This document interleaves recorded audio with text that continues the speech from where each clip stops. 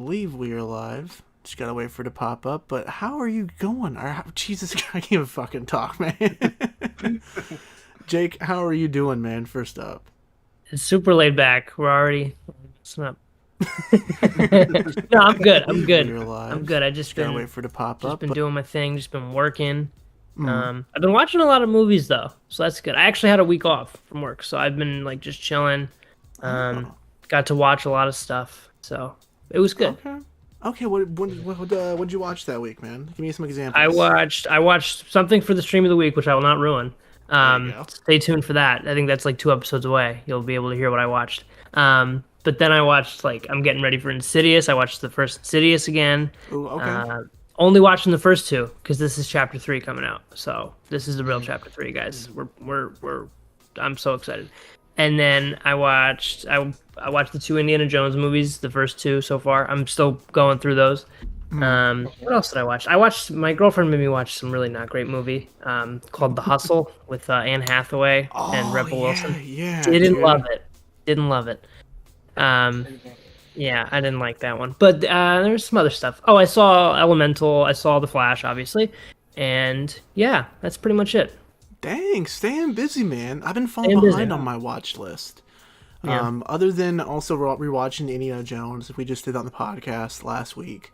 nice. Um, but yeah, God, man, I think the only thing I want or rewatched was Batman and Batman Returns for the Flash. Now that I think There you about go. it. Mhm. Had to get ready, but I had a couple other things go on, which was pretty dope. And I'll share this with the chat too going on, because for our listeners who are not watching this live, if you couldn't tell already, this is a Galaxy of Film live episode, and we are talking to Flash this week. But last week, dude, took my girlfriend out to Baltimore for her birthday, and while we were up there, we went to go to the Jim Henson exhibit, which was pretty sick. See some of the Muppet Okay. props and whatnot. But on the way back, which was really fun, I actually had a chance, man, to go and see this movie with Harold, dude, which I don't get That's to all. see him too Nice. often. So Yeah, got you got the to full Oh yeah, I experience. saw that on Twitter. You guys posted that picture. Yeah. It's fantastic. yeah, man, it was a full experience for sure. I got a picture of him right here in the chat for everyone going on of us with the movie poster. Because if you guys don't, aren't members of the Galaxy Film fan club, Harold, dude, he posts every fucking week when he sees a movie in that chat, keeping us updated. And it's like one of my favorite like unspoken features we have in that group. So it's Weekly cool. Herald. Yeah, Weekly Herald, dude. That's the segment for us. That's not on the show, basically. But I just love it, dude. It was pretty cool to keep that tradition up and get a picture before we saw the Flash together, of course. And dude's also a fucking G, man. Got another photo of him here. I'm about to show everyone in the stream over here of him repping the merch, bro. Harold Oh is one yeah. of our biggest fucking supporters, and I know he's very thrilled to have some of our merch here at Galaxy of Film. I'm glad to have him rep it, bro. So shout out to you, Harold, and he's also in the fucking chat, bro. Also in the chat. What's Oh, up, man? guys everywhere. Hey. Exactly, man. Only the best here fantastic. at Galaxy of Film. But yeah, man, saw this with Harold. It was pretty fun, honestly. It's been a minute since I've seen something with some friends that are kind of like not in my immediate circle. Usually I just go to the Right. Alamo every week, rip it with Alex for my girlfriend, or even Caleb and Drake, two of my PAs for my films. So it's Right. been kind of a minute. It's had a chance to go see something else with someone else. So, but Dakari, how are you doing, man? What's going on with you? What are some recent things you watched? Everything's going pretty good. Still working at this job and trying to balance out working on some new stuff for the Galaxy Film channel. You guys see what it is coming soon. Mm, Um, yeah, everything's just going. I'm enjoying the job, and I'm just living life. Recently, I did. I'm looking at my letterbox track record because every time I watch a movie, I log into letterbox, right? mm, I've noticed since June 12th, I've been watching a lot of. I've been all the movies I've watched are male character driven pieces. okay. So I watched Hero on June 12th. That movie is actually a late period Shaw Brothers film from 1997, Ooh, okay. and yeah, and stars Japanese Chinese famous singer star Takeshi Kanishiro. who was in House of Flying Daggers and John Woo's later films, Red Cliff. He's a great actor, and it's a good movie. It's actually a remake. One of my all-time favorite Shaw Brothers films, The Boxer from Shamtung. That one came out in 1972. But yeah, this remake is good. I had a good time with it. 88 Films just put out a Blu-ray release of it, Nice. so I haven't really seen it up until that point. But that's one film I watched. And then another film I had watched for the first time also was The One with Jet Li. Mm-hmm. For some reason, I just never seen it. And it's okay. It's all right. It's not like you can definitely tell that the film came out during a time where The Matrix was popular, and Yeah. a lot of films during that era was trying to cash onto the success of that film, because that film is super influential to this very day. So it's not terrible. It's watchable for the most part. It's just you can tell that okay, they're trying to cash in on that Matrix, and you can't miss it. You just Okay. can't. But overall, it's a good movie. And then what else did I watch? I actually rewatched the film Baby Boy, starring Tyrese Gibson, Taraji P. Henson, Snoop Dogg is in it. He has a minor role. Baby Boy? I've Ving never heard of this, Rhames, dude. What? Ving Rhames is in it. It's written and directed by John Singleton, the guy who did Boys in the Hood, Dude, Higher yeah. Learning, Poetic Justice, those classics, right? Mhm. I actually haven't sat down and watched this movie since it aired on BET, Black Entertainment Television. And a lot of those movies, for those of us that grew up watching BET, a lot of those movies, especially R-rated movies, were heavily edited. Like, they would overdub a lot of the profanity, a lot of the curse words, and it would just be fucking hilarious. Like, like they would just overdub a lot of that, and I don't know. It made it safer for us young kids to watch those type of movies. But when you look back at it now, it's just like, damn, they I've really, never even really. heard of that. You never heard of that? You've seen Boys in the Hood, right? Yeah, of course, man. How come you never heard of Baby Boy? I've never heard of this, man. I'm looking at pictures of it right now. This is wild. You never heard of Baby Even we Boy? got Derek in the chat saying he never saw Baby Boy. No, I've never seen this, never heard of it before. Baby Boy's a great movie. Baby Boy's a great movie. Yeah, so I actually sat down and watched the uncut version for the first time on Prime Video, and it's a pretty great movie. You know what I'm saying? Mm-hmm. I do have minor critiques with it. It can be a little bit over the top, some moments, but it's a very authentic movie in and of itself, just like Boys in the Hood was. Yeah. Focusing on the black on black crime in more so urban areas during the time period. We were looking at the ever changing dynamics of black families. Mm-hmm. Because a lot of children in the black community grow up without fathers. Sometimes they grow up without mothers. Sometimes they grow up with a lot of trauma, and they carry that on. And they carry that on continuously the older they get. And it kind of the way that it's executed in the film, I think it's very effective, and it's the reason why people still study this movie to this day. You know. So I won't say too much about it because it's very thought-provoking, and there's some parts in it that are outright just fucking hilarious. I laugh my ass off in a lot of scenes because the dialogue is just incredible. But it's on Prime Video, so whenever you get a chance to check it out, please do. I do recommend it. I might have to, dude. Go on like a little bit of a Snoop Dogg deep dive and watch some of his other stuff, including this for sure. Oh yeah, this is a good movie. Yeah, I just added it to my list. My infinitely long list of movies I have to watch. Hey man, listen, I have so many movies on my watch list on Letterboxd, man. It's ridiculous. Trust me. I feel you on that, dude. It's really weird having my watch list for things I need to go ahead and just get around to watching, including things I own. Yeah.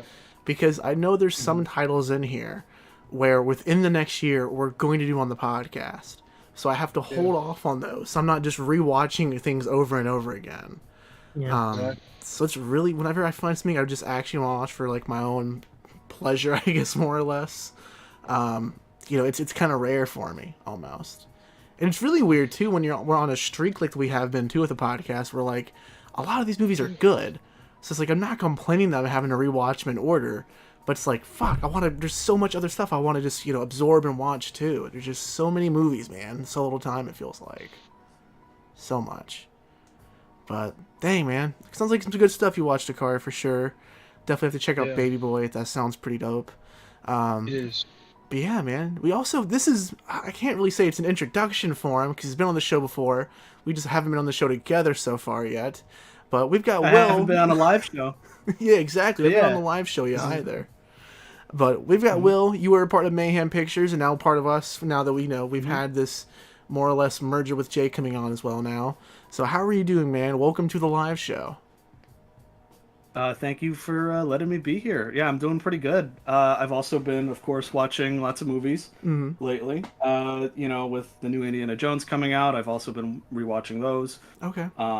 Which I haven't seen those in like over 10 years now, I think. Like, I don't think I've seen like Kingdom of the Crystal Skull since like it came out, So it's been a long time. It's been great, like getting a refresher for those. And yeah, I think they all like hold up. They're still fun. I love them all.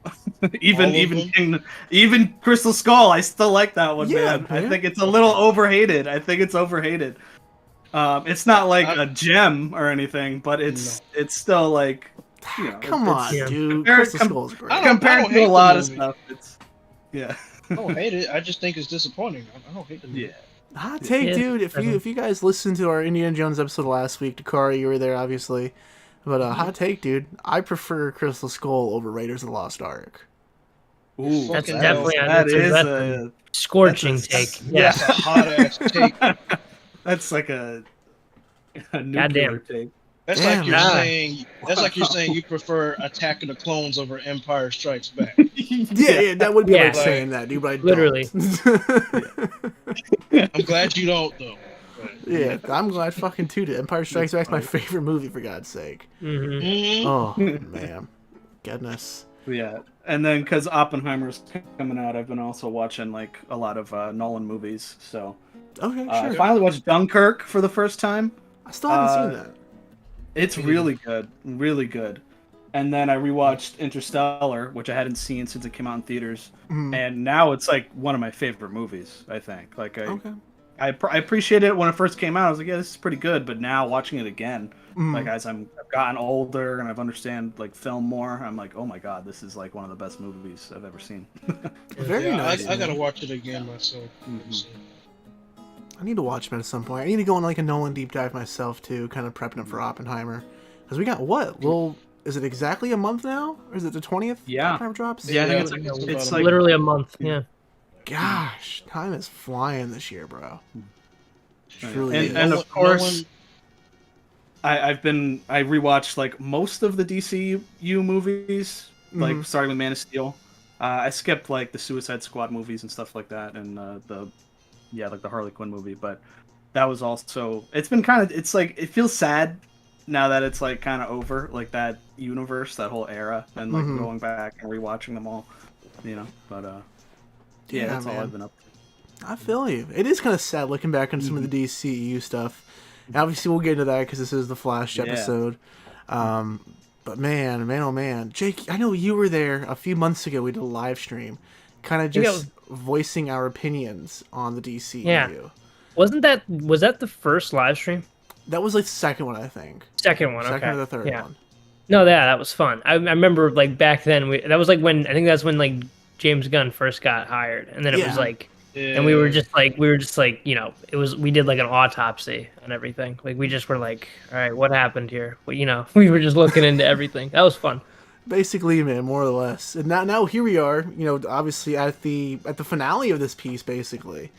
Blue Beetle's coming out later this year. We know the character will be returning for future DCU movements and films and shows. So I'm considering that the kickoff of the DCU. We know Aquaman 2 is still apparently coming out.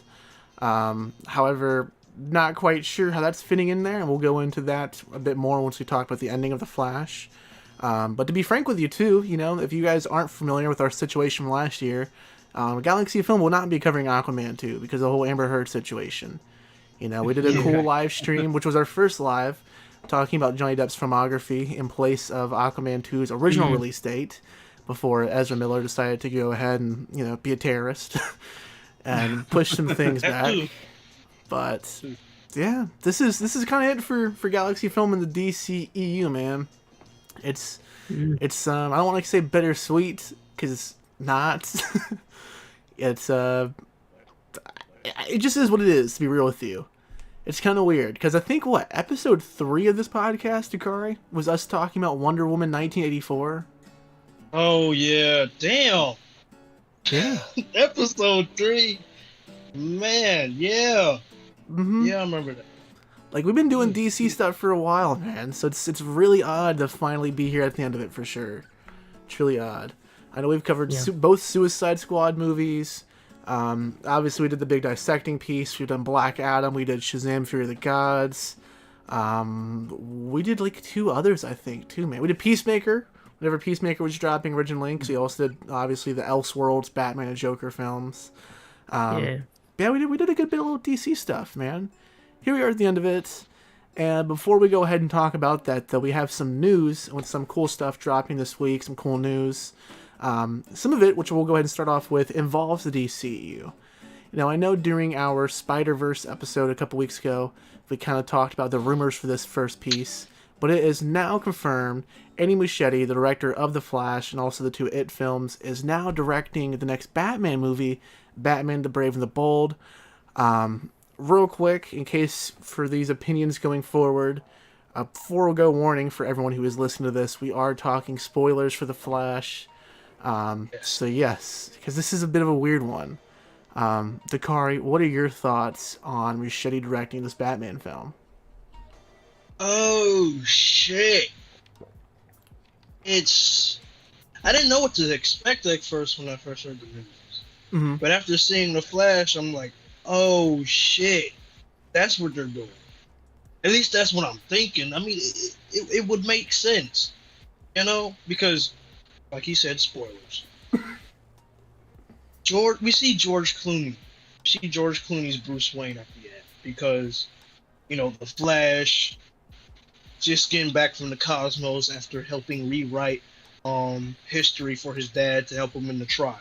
Mm-hmm. Right? So Bruce Wayne calls him like, hey, I'm proud of you. Hey, thank you so much, blah, blah, blah, blah. Hold up, I'm pulling up. Okay. So we think it's Ben Affleck. We see George Clooney come out the car, and I'm just like, oh, what? Are you serious right now? And then I'm hearing, because just in case you guys don't know, George Clooney was Batman in the 1997 film Batman. The critically acclaimed. The best Batman movie ever made. Yeah. Joel Schumacher, rest in peace. But man, I do not like that movie. But anyway, we're not talking about that right now. We're talking about that, right? Mm-hmm. So, yeah, George Clooney, he ended up playing Batman for one movie. Just in case you guys don't know. So this has me thinking, okay, this might... Because do you know if Robin's going to be in this? No clue, man. Well, yeah. Brave and the Bold is actually, they actually talked about this. It's going to be an adaptation of Grant Morrison's run on Batman. Yeah. Okay. It's specifically about Damian Wayne, who is the son of Batman, obviously, and he becomes Robin. Mm-hmm. But okay. I don't think they're actually going to have George Clooney be Batman in this movie. I think that was just like an end gag, to who's gonna be Batman? Up. I think it's gonna be a whole new actor, just the same thing with how they're coming up with a new actor for Superman. I can see it, man. I know there's some rumors about Jensen Ackles from Supernatural playing I heard that rumor too. I really hope that's not the case. He's played Batman before in animated stuff. Yeah, he was also Red Hood in the Under the Red Hood film, which is really good. Yeah. But I'm not. I don't really see. I want like a more high, maybe not even a high profile actor. Maybe somebody new. Just go for it. Just go for somebody like completely new and different. I feel you. I highly doubt they're gonna keep Clooney, because I think the whole reason why they even had Clooney at the end was because they originally wanted it to be Michael Keaton to stay. We all know that, I think, from The fact that Batgirl was supposed to have Michael Keaton in it, and then that got canceled, and so I think instead of it being like, oh yeah, Keaton's still around, they decided to make it into a joke and just have Clooney show up for 2 seconds. Yeah. So I could see. I think it would have been better if they planned it out a little bit more and maybe reshot that and had it be just reveal the new Batman actor. But I don't even think they know if Ezra Miller's going to stay as the Flash or, who knows? This whole it's a bit of a disaster. It's beyond messy. Like, Jesus, it is beyond messy, man. I really wonder if we'll get that Chris O'Donnell Robin, if we do see George Clooney come up again. And that kind of leads to my next piece of news too, and I'll get your opinions on this in a second, Jake. But we also have some leaked images coming out from the Batgirl film featuring Michael Keaton's Batman. So we all know that, of course, Keaton was in Batgirl, but he was also going to be in Aquaman 2 for some reason. And we know that his cameo has been replaced by Ben Affleck because Jason Momoa leaked a picture of him on set, kind of thing, and then they had to go ahead and actually make a reveal just because he got such a big blow up for it. But we don't really know what's going on now that Batgirl's canceled. All of that cool Michael Keaton stuff's just gone, and now that Ben Affleck's replaced in Aquaman 2, it's kind of just a big throw in the air. So I don't know. I could see them. I've heard currently that Ben Affleck isn't even. They removed that cameo from recent test screenings. For Aquaman 2? Yeah. So they just threw their hands up and were like, "Nah, we're not even going to bother with a cameo because we don't know what the hell's going on." Oh my god. Yeah. That's unfortunate, man. That's unfortunate. Yeah. But then again, fuck it. I'm not watching Aquaman 2. But I don't know. I could see them sticking with Clooney for a movie. If they try to do I obviously I know we're gonna get the whole Damian Wayne storyline brought in with Brave and the Bold. I think the age is right with Clooney. I feel like it'd be a safe and easy bet if they want to do just a fun kind of one-off Batman story before they pick their new forever Bat, technically. And maybe that's through a multiverse event, or maybe we'll see someone else pick up the mantle. Maybe not Bruce. Maybe we'll see a Nightwing storyline where it's Dick Grayson leaves Nightwing's role and comes into play as Batman after Brave and the Bold to kind of fill in the role after Clooney leaves. I don't know, man. I can see a lot of this situation in a lot of different ways for sure. Go ahead, Dakari. No, I'm saying you don't want to see Aquaman 2. I kind of want to see it because I did enjoy the first Aquaman. I enjoy the first one too for what it is, man, but I just can't support it after everything that's happened. Hey, we watched The Flash. We saw The Flash. No, we watched you're right. The Flash. We watched The Flash. If we can watch did. this, we can watch Aquaman 2 now. Come on. By all means, you guys can, bro. I talked so much shit on this podcast about Aquaman 2. I can't do it, man. Danilo will not let me live it down that I watched Avatar 2. I cannot watch Aquaman 2. Okay? Fair enough, man. I had to pick one or the other with the weird underwater blue people fucking movies, okay? And I chose the one that looked like it'd be a little bit better. But, yeah. That's another episode for another day. Jake, what are some of your thoughts on Muschietti coming to direct Batman and also the leaked images of featuring Keaton? The leaked images, I feel like, it's like a Ryan Reynolds Deadpool situation where it's like, oh my god, maybe now with the the Flash love, maybe they'll reconsider. They're not going to reconsider, but I don't know. I have there's the creative side of it, which is what we want to see, but I think the business side of it is the louder voice. And I really think there's I don't think there's any chance that George Clooney does even one movie. I think like them even having him at the end is like James Gunn's like silly way of being like, hey, so like this is like 100% dead because look at this actor from this horrific movie coming back. It almost felt like a joke to me. Like even him with the tooth falling out. I'm like, yeah, this is done. Like this is just dead. Goodbye. It's been fun, but let's move on. That's how it felt to me. But and it was almost like, okay, Ezra Miller can now go in this ridiculous George Clooney world, and then Ezra's gone.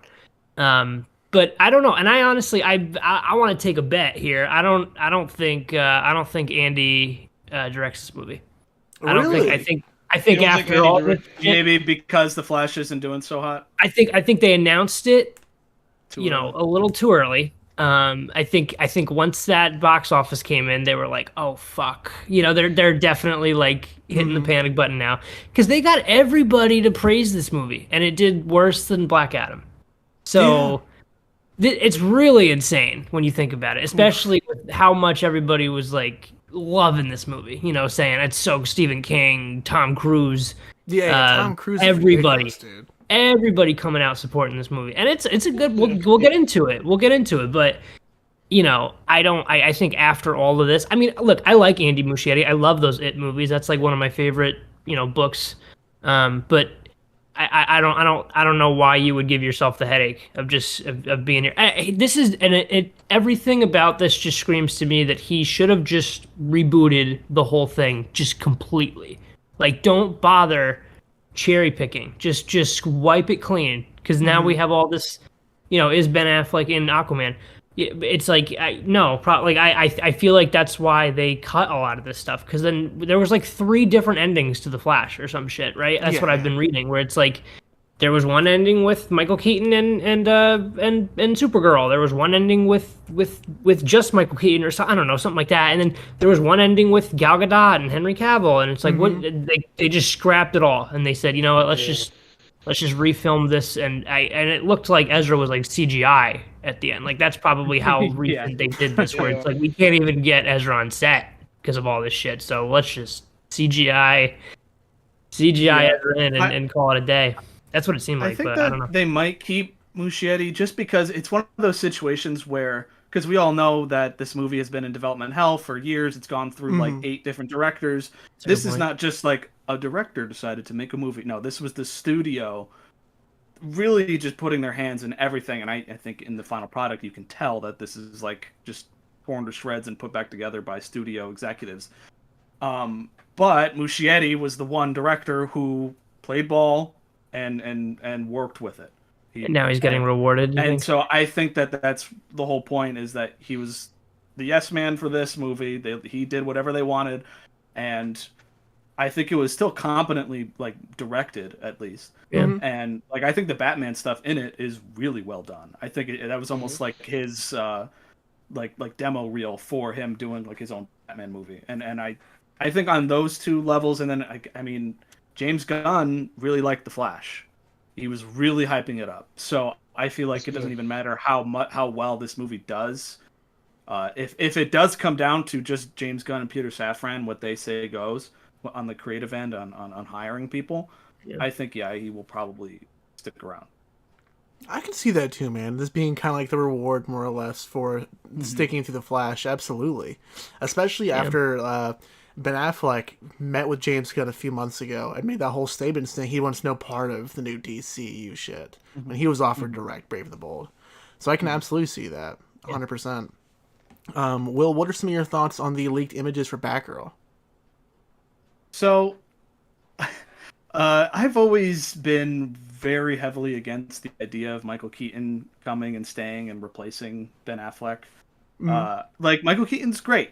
I really like those first 2 old Batman movies, like the Tim Burton ones. They're awesome. I just always felt like it was so like corporate and slimy and kind of insulting and spiteful even to Zack Snyder and the world he created. Even if you don't like what Zack Snyder did with his movies, what they were gonna do with it, with this semi reboot, was gonna be pretty insulting to like everything that he had set up. And as a fan, just like I really wanted to see more Ben Affleck. And we also know that they were gonna straight up just replace Henry Cavill Superman with Supergirl, like as if he never even existed in that universe. That's apparently one of the leaks. So I just never was hyped for that movie, and I was never hyped for Batgirl, because it was just this thing emblematic of this corporate tampering with what was the original idea that I was excited for. But it looked cool. It had a great like set design and those leaks. And I also you know, it was gonna have Brandon Fraser in it and stuff. You know, Yeah, like Firefly, there were man. things that were gonna be cool about it. I'm pretty sure. I don't really believe them when they said, "Oh, it's because this movie was just like it was unwatchable. We couldn't put it out." And then it's like Yeah. you look at the last few DC movies they've been putting out, and it's like, was it that bad? Was it really that bad? Dude. Fucking, you got Zachary Levi over here, or Levy, whatever the fuck his name is, sucking off. I Fury think of the it was Gods. because they knew that they weren't moving forward with the Keaton stuff, Mm-hmm. and because they did want to make some more money, so they needed to make a tax write-off, and they didn't care how many people they screwed over for that. That's why that movie, you know, won't come to the screens anywhere. That's Yeah, unfortunate. that's really my thoughts on that, but it's unfortunate overall, honestly. Would have been a cool film, man. Because like you said, when Brendan Fraser was back, that was his, return to acting? Was that role initially? Before he got The Whale, I think? I think The Whale was already done. Either one I of the could be two. wrong. I could be wrong. But yeah, man. What could have been, honestly? What could have been? Would have been a nice piece to watch, for sure. Up next on the news, though, I didn't get a chance to watch this trailer because I'm kind of tapped out, dude, on the Marvel stuff. But I know some other people did. We have the trailer for Kraven the Hunter. This is a part of the Sony-verse of Spider-Man films coming out. We have Venom in this universe. We have Madam Web coming out soon. That Bad Bunny wrestling Spider-Man movie's coming out, I think, still. Yeah, dude. I don't know what to fucking call this universe, to be honest. Yeah. The desperate universe. How about that? Yeah, I think the trailer in and of itself looks okay. I didn't even realize that this is actually rated R. The first time I saw the trailer, it was the PG-13 version, and then I found out later there's a red band version where he actually is. Yeah, like he's running around like ripping people's faces off and like spitting out their noses and shit. I was like, oh, okay, this looks kind of cool, but I kind of refuse to watch this in theaters because I have gotten to a point, and I never thought I was gonna say this, but yeah, there is just too many comic book like superhero movies out there, and when I know for a fact this is like a desperate cash grab, and not even in a way like. It's gonna not be good. Like I know it's not going to be because I didn't like the Venom movies. I didn't like Morbius. I didn't like the Amazing Spider-Man movies either. Aren't that great? It's for some reason Sony forgot how to make Spider-Man movies. Unless it's animated, then it's god tier. It is like some of the best film you've ever seen in your entire life. It'll change your life and your whole outlook on everything. That's how beautiful and artistic those movies are. But when it comes to the live action division with their Spider-Man spinoffs, they are the most generic, just boring things you've ever seen in your life. Absolutely, dude. The only thing that I'm happy about though is that it is rated R, which is what Venom should have been. Venom should have been rated R, at least the second one with Carnage. That would have been awesome. God, Let There Be Carnage. You could tell is that the biggest waste. I thought the great thing about that one is that it was short. So I don't hate that movie. I don't hate it because it's it's a fun little ride. But whatever. It's just a universe that I have zero connection to or whatever. I like Aaron Taylor Johnson too. I think he looks cool as Kraven, but okay. That man had a huge glow up. He was Dave Lazowski. He looks completely different now. Like, dude, he does, man. That's what those fucking Marvel steroids do to you, man. Just like whatever his fucking name is, Adam Warlock in Guardians 3. Oh yeah. Yeah, dude. What's it, fucking Kamali or however you say his name from Eternals? Kumail changed his fit. Like, you can tell there was some abuse there going on. Yeah, awful, for man. sure. Yeah, his whole face got reconstructed. It was. I mean, come on. Like I think he was open about it too. He's like, yeah, no, I use steroids. I was like, oh shit.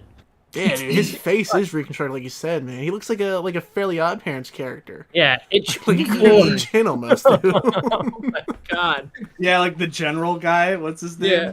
Oh, Jurgen. Yeah, Jurgen. I thought you guys were talking about the other fairy, the one that Wanda thirsts over all the time. Oh, Wandissimo? Yeah. Oh yeah. come on, man. Jesus Christ. Oh No. fuck, Dakari, did you watch this trailer though? I did actually. I actually watched the Red Band trailer for it because Okay. I was scrolling on Twitter and I saw it on Twitter and I was just like, "What the fuck is this?" Like, cause the way it started, you see Kraven jumping on cars and then he has this manual guillotine-like weapon and he clamps it on people's heads and it's just like, what is this? Okay, so I just decided to look it up on YouTube and I watched the whole trailer. I'm just like, okay, this actually looks kind of good. Mm-hmm. It actually looks kind of good. Like, it's not even based off the fact that it's rated R. It looks like it'll be a somewhat decent movie.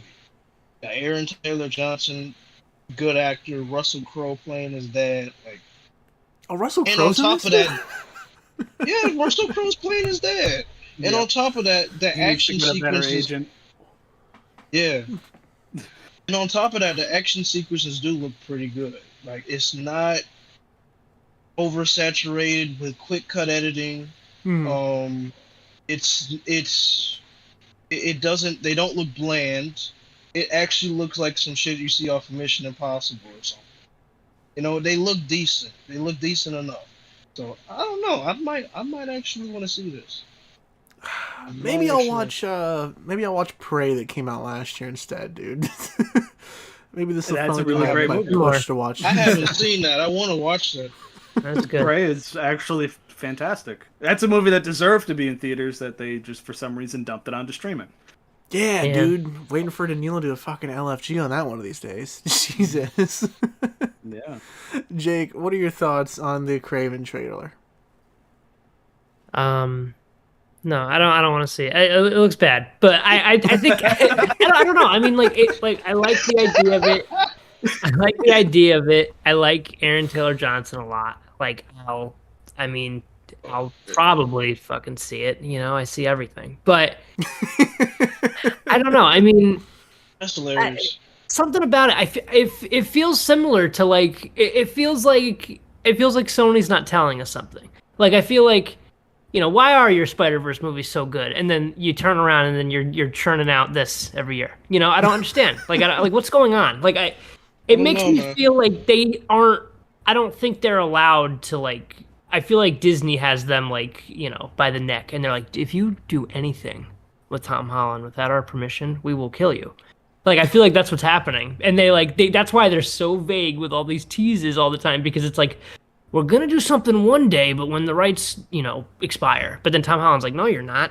I'm not doing this. But like, it's like, we didn't get Andrew in here. Shit, like, did we get something going on? Like, we need some excitement. I mean, come on, like. Now it can't even be Andrew Garfield anymore because this teaser or this trailer shows the Rhino and it's completely different from the Rhino from his movies. Well, the multiverse. So I don't know. Who cares? It's another variant. Yeah, of dude. What Andrew. does Michael Something, Keaton dude. say in Morbius? I got a Oh feeling my it's God. Spider-Man or some shit. That was my favorite part of that movie. That was so good. No, it was. I don't know. I mean, like yeah, I didn't know Russell Crowe was in it. I was like, holy shit. I like the director. I think he's done great work in the past. I don't think I've actually ever seen anything he's done, but like, it's like, it's like an indie. I mean, it's probably somebody they could push. The more I talk about it, the more I'm just like, there's no way. But I don't know. I mean, if he's rocking the fur collar like he is in the poster, because I know that's gonna be like the last scene of the movie. That poster. Yeah, it's him putting on the comic accurate suit. I'm like, the poster looks awesome, and I'm like, that better be the whole movie, and I know it probably won't be. I'm like, it's probably not going to be. It bums me out, and I'm like, he's gonna wear that at the end of the movie, and they're gonna tease a sequel, and it's gonna bomb, and then they're never gonna do it.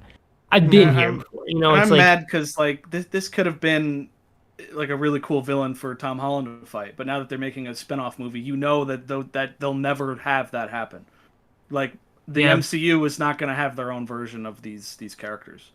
They should just start just go full, you know, insane with it. Just have Kraven hunt Venom. Fuck it. Let's just start playing. Might as well. That's what I'm like. Just do it. Like, have him find something in the jungle, and then be like, you know, I'm gonna go find Venom now. And I'm like, all right, let's just go all the way. You know, like what are we doing? Like start crossing over. Like, you're, you know, these like vague teases.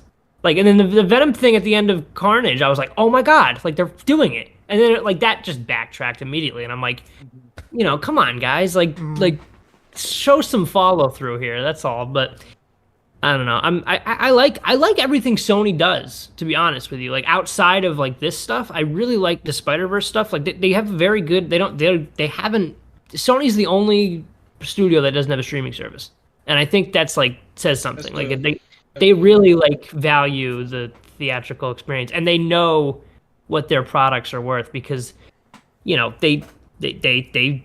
kind of what's the word? They kind of license it out, and then that they get a lot more money that way, I think. So they're doing it right, but I don't know. I wish they would really just kind of hone in on at least just do something crazy with them. And I hope this is the start of that because this is R-rated, which that's promising. But we'll see. I hope they don't like decide to edit it down and have it be PG-13 like last minute or so. What is this, October? Maybe it's too late. Maybe it'll definitely be rated R if they're already. Because like they never came out because I know Venom was originally shot to be rated R. Yeah. And they cut it down. Yeah. The first trailer when it came out was PG-13. Like they didn't have like an R-rated. That's a bummer. Like trailer. Oh god.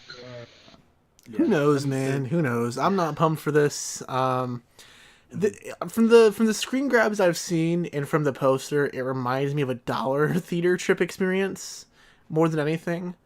So I'll definitely see this late into its theatrical run, probably if I see it at all. Yeah, man, I don't know. I'm curious more so for Madam Web because there's some random weird set photos like the oh god, I forget if that's Spider-Man that's coming in for that one. But it's not Peter or anything like that. It's the curly-haired guy.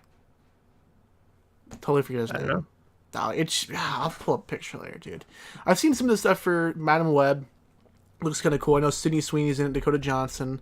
And after watching like Cha-Cha Real Smooth last year, I definitely like Dakota Johnson a lot more. So I want to be able to be hyped for that movie. But I think the only thing keeping me interested in that movie is the fact that it's going to do some funky Spider-Verse type things within its own story still. Yeah. And I don't know if that's a shame or a blessing that's going to be self-contained and to a certain degree. Because I think it'll just be self-contained in the sense where it's going to flop right away. Kind of like what you said, Jake, where sequels can be promised right away. We're never going to see anything of it again. So I don't know. I don't know, man. The Venomverse, the Sonyverse, whatever you want to call it, is a clusterfuck. I can only imagine what would have been if we had put the energy from these live action films into more of Spider-Verse, I agree. But get all your resources over there. Yeah, man.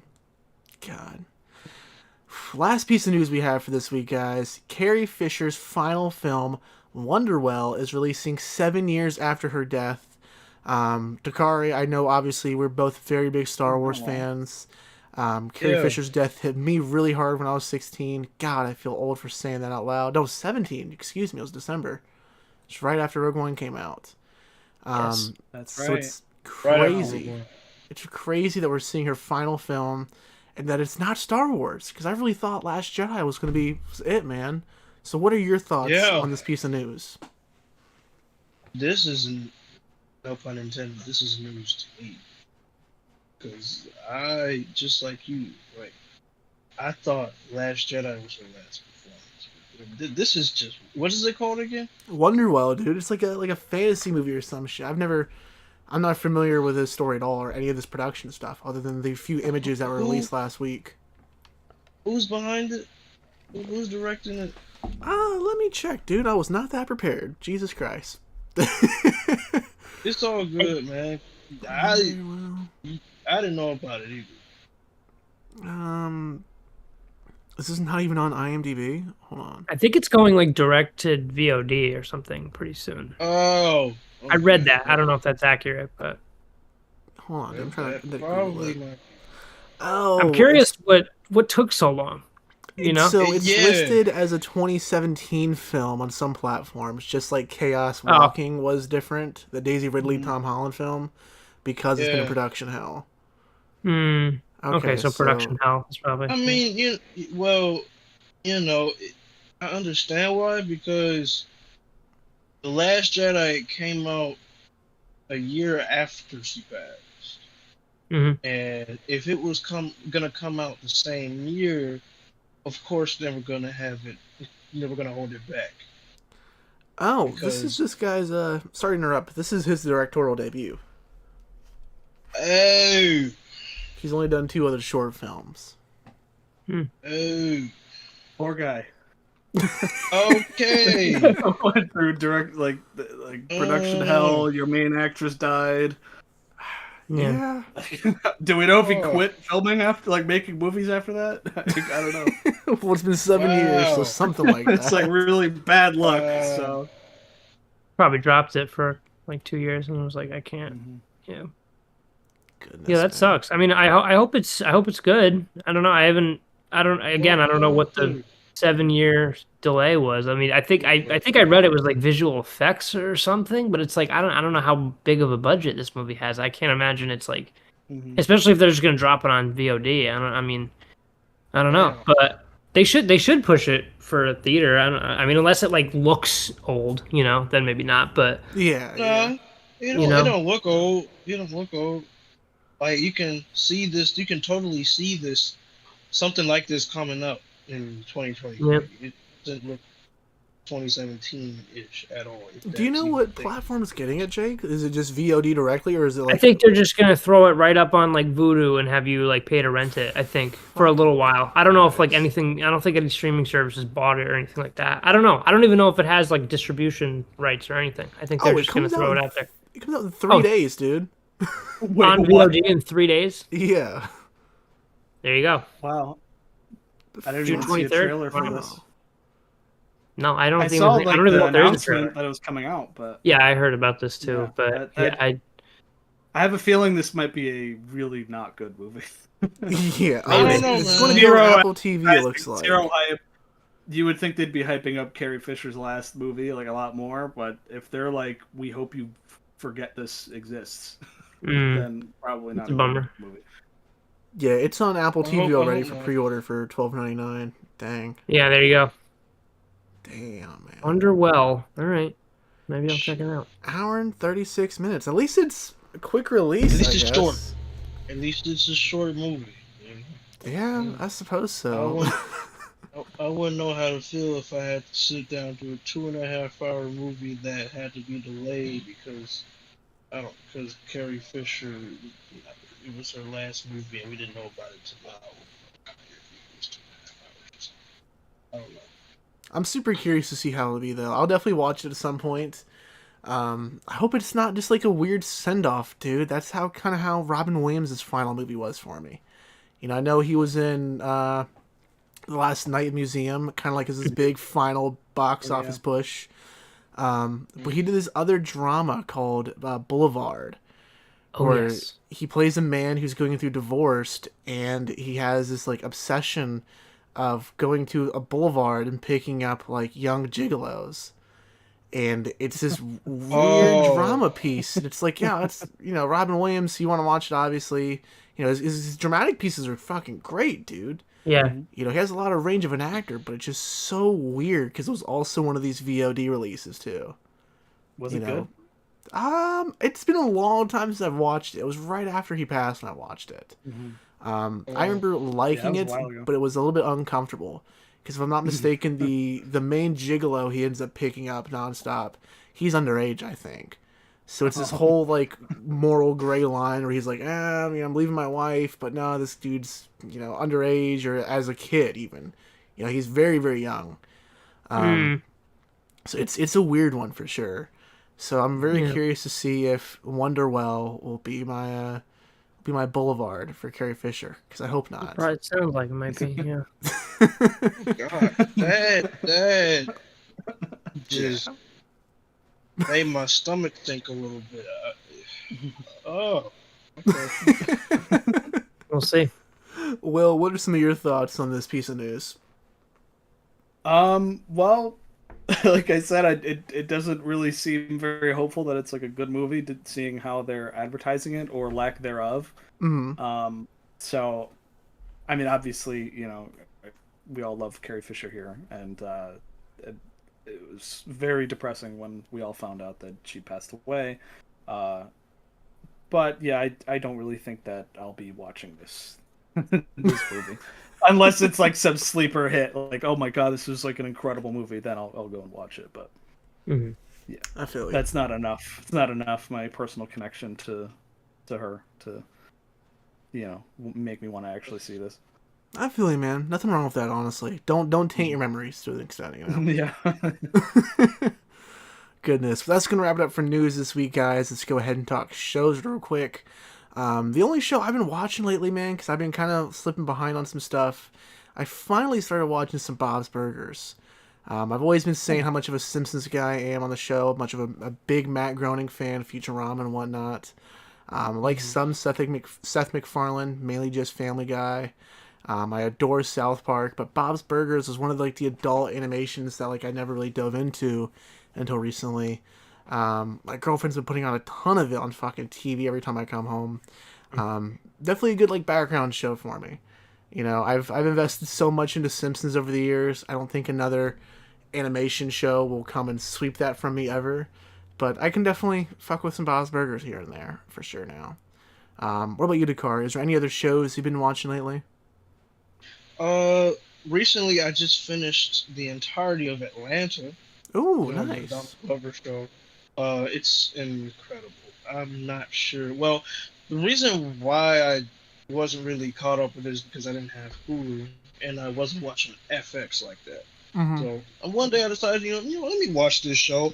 It's dense as hell, but it is insanely hilarious. Like every episode will make you laugh in some odd satirical way. It's Donald Glover, aka Childish Gambino. I think he not only is he one of the better artists of this past decade, but he's also a really damn good filmmaker.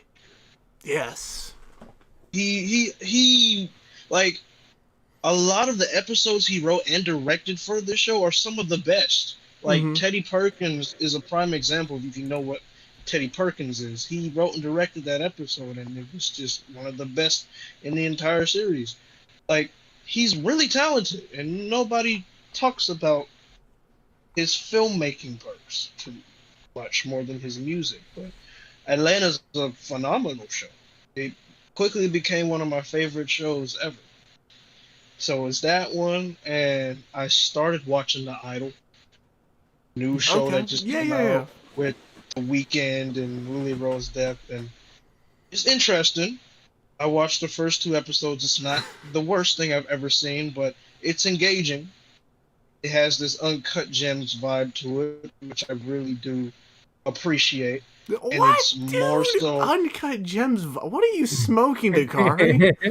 because listen. I only say that because Uncut Gems was more so like a modern day piece. No, dude, it just has The Weeknd in it as And well. it's a little bit urbanized. The connection. Listen, it's just the way it's shot. The way it's shot. Yeah, I'm with not The trying to Weeknd compare being it to horny Uncut in Gems both now. movies. I'm not comparing it to Uncut Gems now. There's no way that show could come close to Uncut Gems. I'm just saying the way it's shot. It has that flair, cinematography wise. You didn't let me finish. That being said, you were kind of bashing The Weeknd in the episode we were talking about it. I've seen worse performances. I'm gonna break it to you right now. I've seen worse. He's not terrible, but he's not great either. We've seen worse performances in what, dude? In Morbius? In Venom? I've seen worse performances in many other movies. Trust me. I've seen worse performances in fucking Fant Four Stick.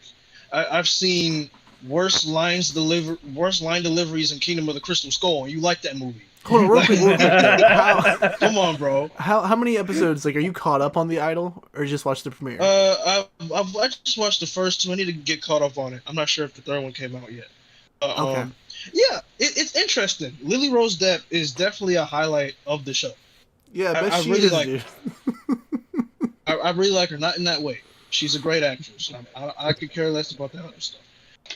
But it's entertaining. It's interesting. It's more on the exploitative side of things, but it doesn't really that's not really its primal focus, you know. And I feel like there's more to it than what we're seeing now. So I don't know. I mean, who knows? Maybe I'll keep watching it, but I'll tell you right now, The Weeknd is not terrible, but he's not great either. He's definitely, you can tell he's not an actor. He's not an actor. This is his first time doing this. You can tell. But he's not terrible. Hot take, dude. Hot take. He's not terrible. I've seen worse. I'm telling you, it gets a little cringy in that second episode. If you've seen the second episode, it gets a little cringy. That one scene where everybody's making a meme about on Twitter and everything. Like, that's where it gets a little cringy. Doesn't he say in the premiere where he's like in the hallway with her? Isn't he like, "Do you fuck?" or some bullshit like that, too? That's where it gets a little cringy. But other than that, man, he's fine. He's not terrible at all. God, Jake, what have you been watching lately, man? I also watched those 2 episodes of The Idol. I didn't watch the third one yet, but I'm so excited. I've been watching. I've just been like, it's so much fun to watch that show. It's so much fun. It is. It's really fun. I just sit with my girlfriend and we watch it, and we're just like, we're just laughing. It's so good. But then like I don't disagree with the Uncut Gems comparison. It's very chaotic. It's very all over the place. I like it. But to also compare Uncut Gems, actually, funny enough, I just started it yesterday. And another show, I was like, all right, my girlfriend's going out. I'm going to start this new show. I'm going to watch it. This is going to be my show. I'm going to watch it. And, right before she's leaving, she's watching like the first 10 minutes with me. And then she's like, I like this. I want to watch this. And I'm like, so I'm going to stop it. And then you're going to leave. And I'm going to have to fucking wait for you now and watch this with you. The Bear. I really liked it. Oh, She loved it, and I was like, all right, shit, I guess we gotta watch this. And then I know season 2's dropping like 2 days or tomorrow, I think. So yeah, The Bear. If you haven't seen it, watch it. And then I have my stream of the week next week, which I will not reveal, but that show was really good. You'll hear about it on the Wes Anderson episode. Okay. And what else? I think that's. I mean, I'm still watching. I don't know if you're still on this, Max, but How I Met Your Father. Oh, dude, I haven't caught up to the past the mid-season finale of season 2 yet. Yeah, they took a little break there. Yeah, I think they're back. Like, I think we're at like 4 at this point. Yeah, I need to catch up. It's good. I mean, it's one of those things you turn it on every Tuesday, and you're like, all right, like that's a nice 20 minutes of some laughs there. That's a good one. I like it. Yeah, I like season 2 so far from what I've watched. Yeah, absolutely, dude. But that's about it. God, The Bear. Well, fun fact, bro. Fun fact, and I'm saying this, I'm calling him out because he's in the chat down below. We got some people responding. We got Eric going on talking about how Bad Bunny isn't bad, no pun intended. No, dude. No, dog. Someone says, love, Let There Be Carnage. Don't know what you're smoking, dude. Thought it'd be a fun time, not a good movie. I feel you on that. Saying Bob's Burgers is great. I agree on that too, man. But we also got Pablo. Danilo is down in the comments right now for some reason. Oh, no way. In the episode. So I'm going to call him out, bro. Damn. When we were in Chicago last year, I tried so hard to do a video LFG of the bear eating at the restaurant. And he completely punked out on me not wanting to watch the bear, dude. Shit, man. And I didn't realize when we were doing our bar crawl, we passed by that restaurant like 3 times. And we didn't get to fucking eat there. Need to go back this year, dude. Bear I'm waiting. Daniel's getting cooked. I'm waiting for this. I'm waiting for the response down there, man. Yeah, first and last for Abel. That's right, Danilo. That's right. Jesus Christ, the Bear's so damn good, dude. Incredible. God, you're gonna love it. It's such an anxiety-inducing series. I love it. I love it. Immediately I was like, everybody's talking over each other. I'm like, this is so fun. It's on Hulu, right? Person. It's on Hulu. Yep. Okay. So good. I might check that out. Yeah, so it's good.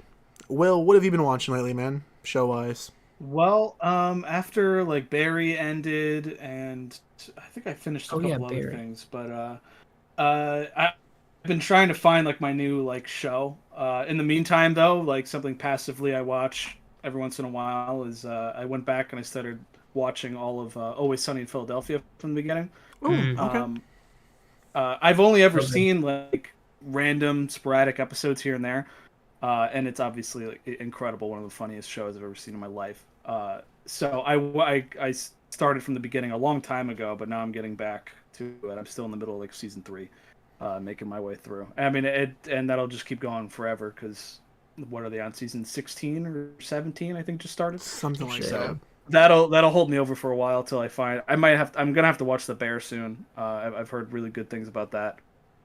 If you like Always Sunny, I forgot actually. I just watched this the other day. Blackberry with Glenn Howerton is so good. Oh yeah, with it's got what's his name in it? Yeah, Dennis. Yeah, he's the main character. So good. If you guys don't know anything about the BlackBerry phone, it's so interesting. I loved it. But yeah, nice. I'll have to check it out, dude. God, good shit, man. Good shows. Glad to hear some praise for The Bear in Atlanta as well too. And you mentioned some Barry stuff too going on, Will. I know Alex loves that fucking show. Oh yeah, I adore it. Incredible. So good. We were shooting our newest short film, Distinguish, a few weeks ago, which is inspired by Atlanta. And the entire time, Alex just won't shut up about Barry, dude, because it was like the day ended or something. I was like, he was literally doing the intro shot. And I'm not going too much into spoilers for the film, but the intro shot is inspired by The Graduate. And he does this cool transition where he switches to what he calls a Barry-style shot. And, like, shot ends, goes on. He's like, oh my god, I just did Barry. I was like, shut up, dude. We have another fucking 4 hours of filming to go ahead and move forward with. So, need to check that out at some point, dude. I heard nothing but the highest of praises for Barry. But yeah, man. I believe that's going to go ahead and wrap it up for shows this week. Let's go ahead. I know everyone's waiting to hear about the whole, the meat on the bones for this week. This, the juicy conversation here. The Flash. This is something we've been talking about in Galaxy of Film pretty much since we've started the podcast. Dakari, I think, since Wonder Woman, I'm pretty sure we've been talking about this movie because it's been an absolute production hell further than any movie I can think of. I mean, like, I thought Dark Phoenix and New Mutants was kind of fucked up for the Fox Marvel stuff. No, man. This takes the cake. The Flash movie was announced in 2013 when the Flash show it aired. And the show managed to have a full 9-season run before this movie dropped. Blowing my fucking mind. Dakari, I'm going to put you on the spot, dude. Okay. I'm going to put you on the spot. I want you to go ahead and give us your recap of The Flash. Holy shit. Okay. Okay. I've only seen it once. I just saw it last night for the first time. Mm-hmm. So we basically, from what I remember, we start the movie off with Barry Allen getting some sandwiches or peanut butter jelly sandwich from a coffee shop or whatnot. It's like, I have to go, can you hurry? And then, we see him turn to the Flash because he has something to do and blah, blah, blah, blah.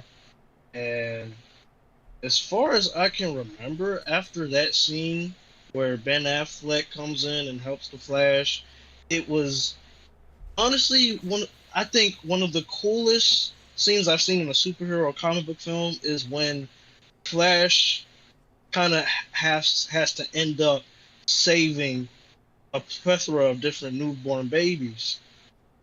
And we see him travel through a pause in time trying to figure out a system to save these babies and these people, and it's really kind of interesting to watch. It was very well done, and I was pretty much on the edge of my seat throughout that entire sequence. I was just like, oh shit, well, how is he gonna figure this out? You know what I'm saying? So after that, what happens? After that, you really want me to do a damn recap for this, dude? Like, come on, bro.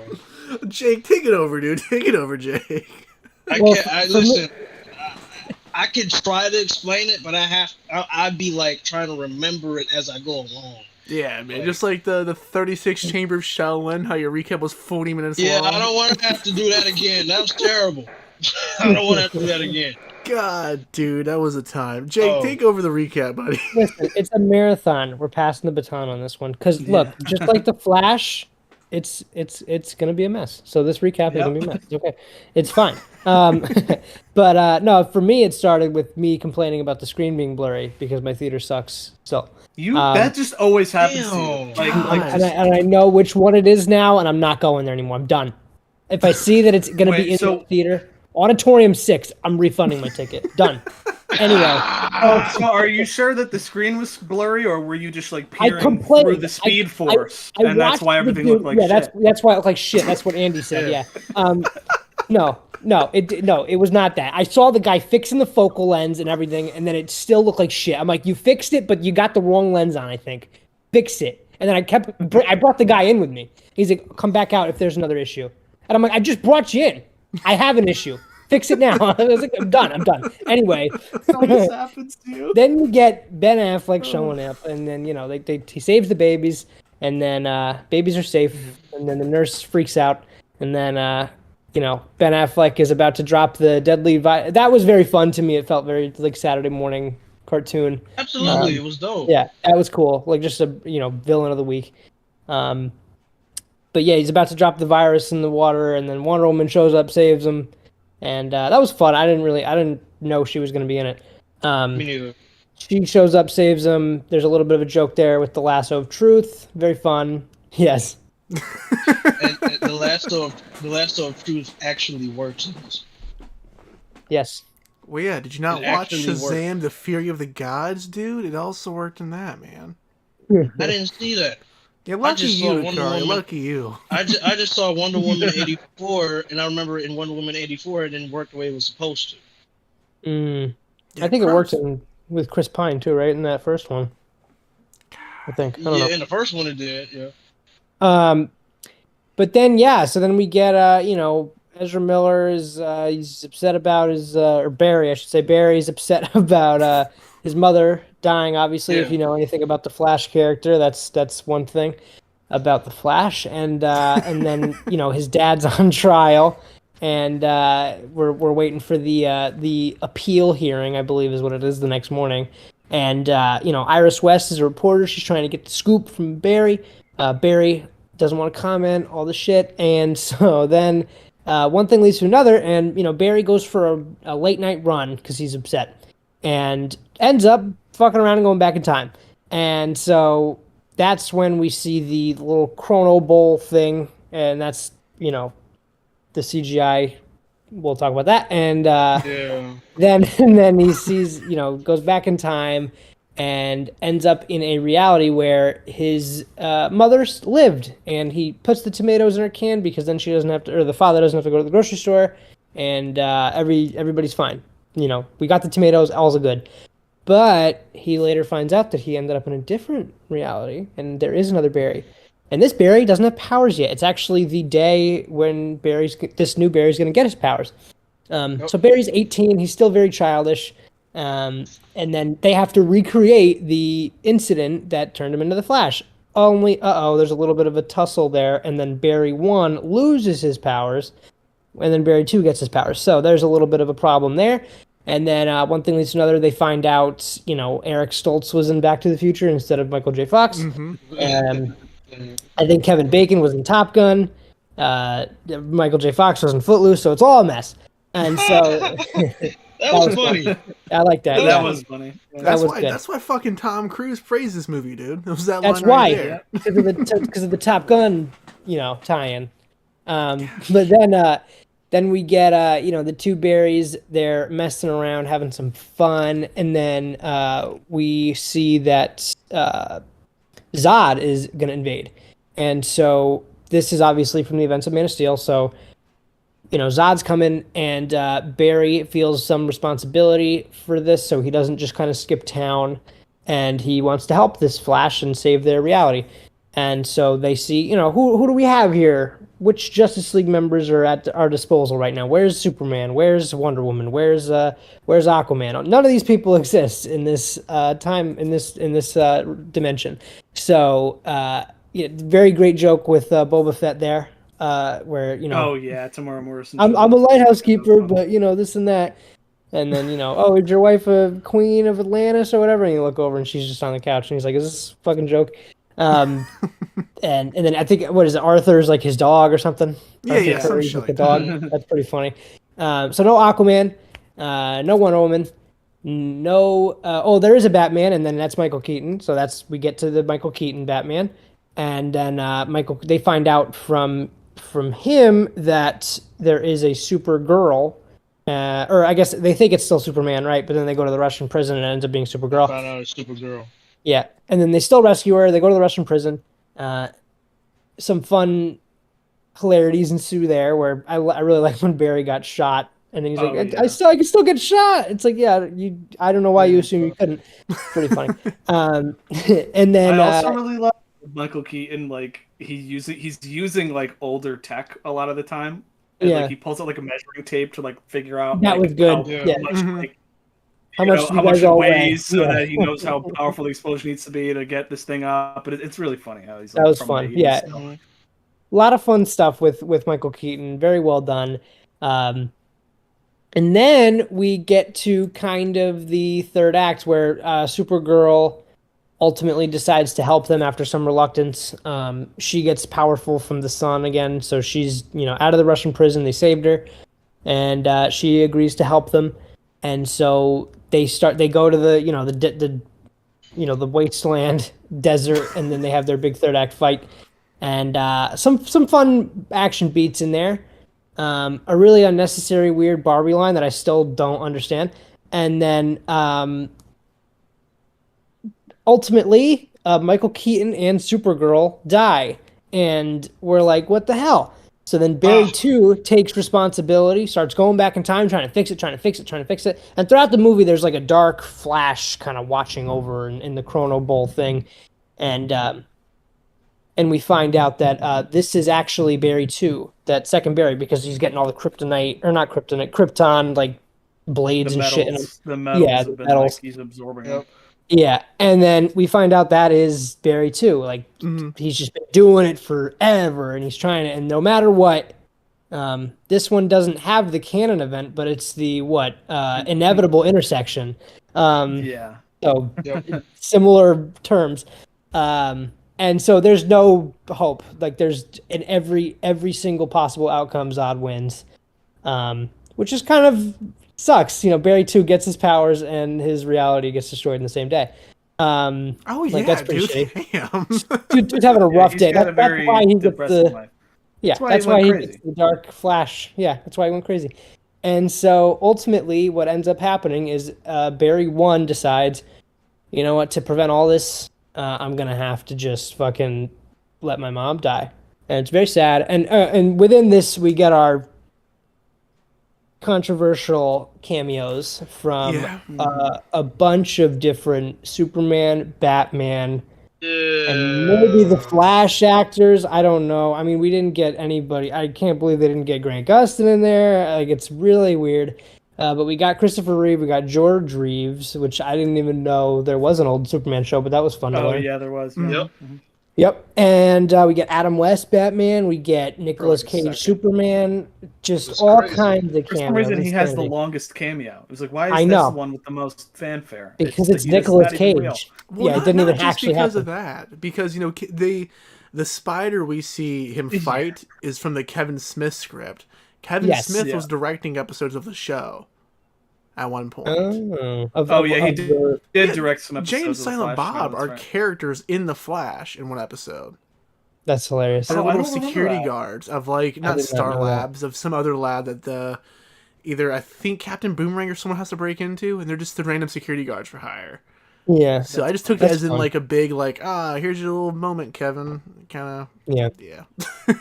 Well, and there's this. It's a bit of a meme because apparently the reason why that spider was in the script is because there was this one producer that was just adamant that there needed to be a giant spider robot thing in every movie he ever was attached to be a producer for. He always pitched that there needed to be a giant spider, and that's why they referenced it in this movie. Yeah, that's good. Yeah. That's fun. But then, so ultimately, we get our all cameos. Barry 1 decides, my mom has to die. And then he wakes up back in his own dimension. And everything seems good, We got Iris. We got his dad. Actually, he ends up being able to fuck with one thing, and that is moving the tomatoes on the top shelf so that his dad is forced to look up in the security cam footage, which then would, prove his innocence. And so his dad's clear, all good, charges dropped, and we can go back home.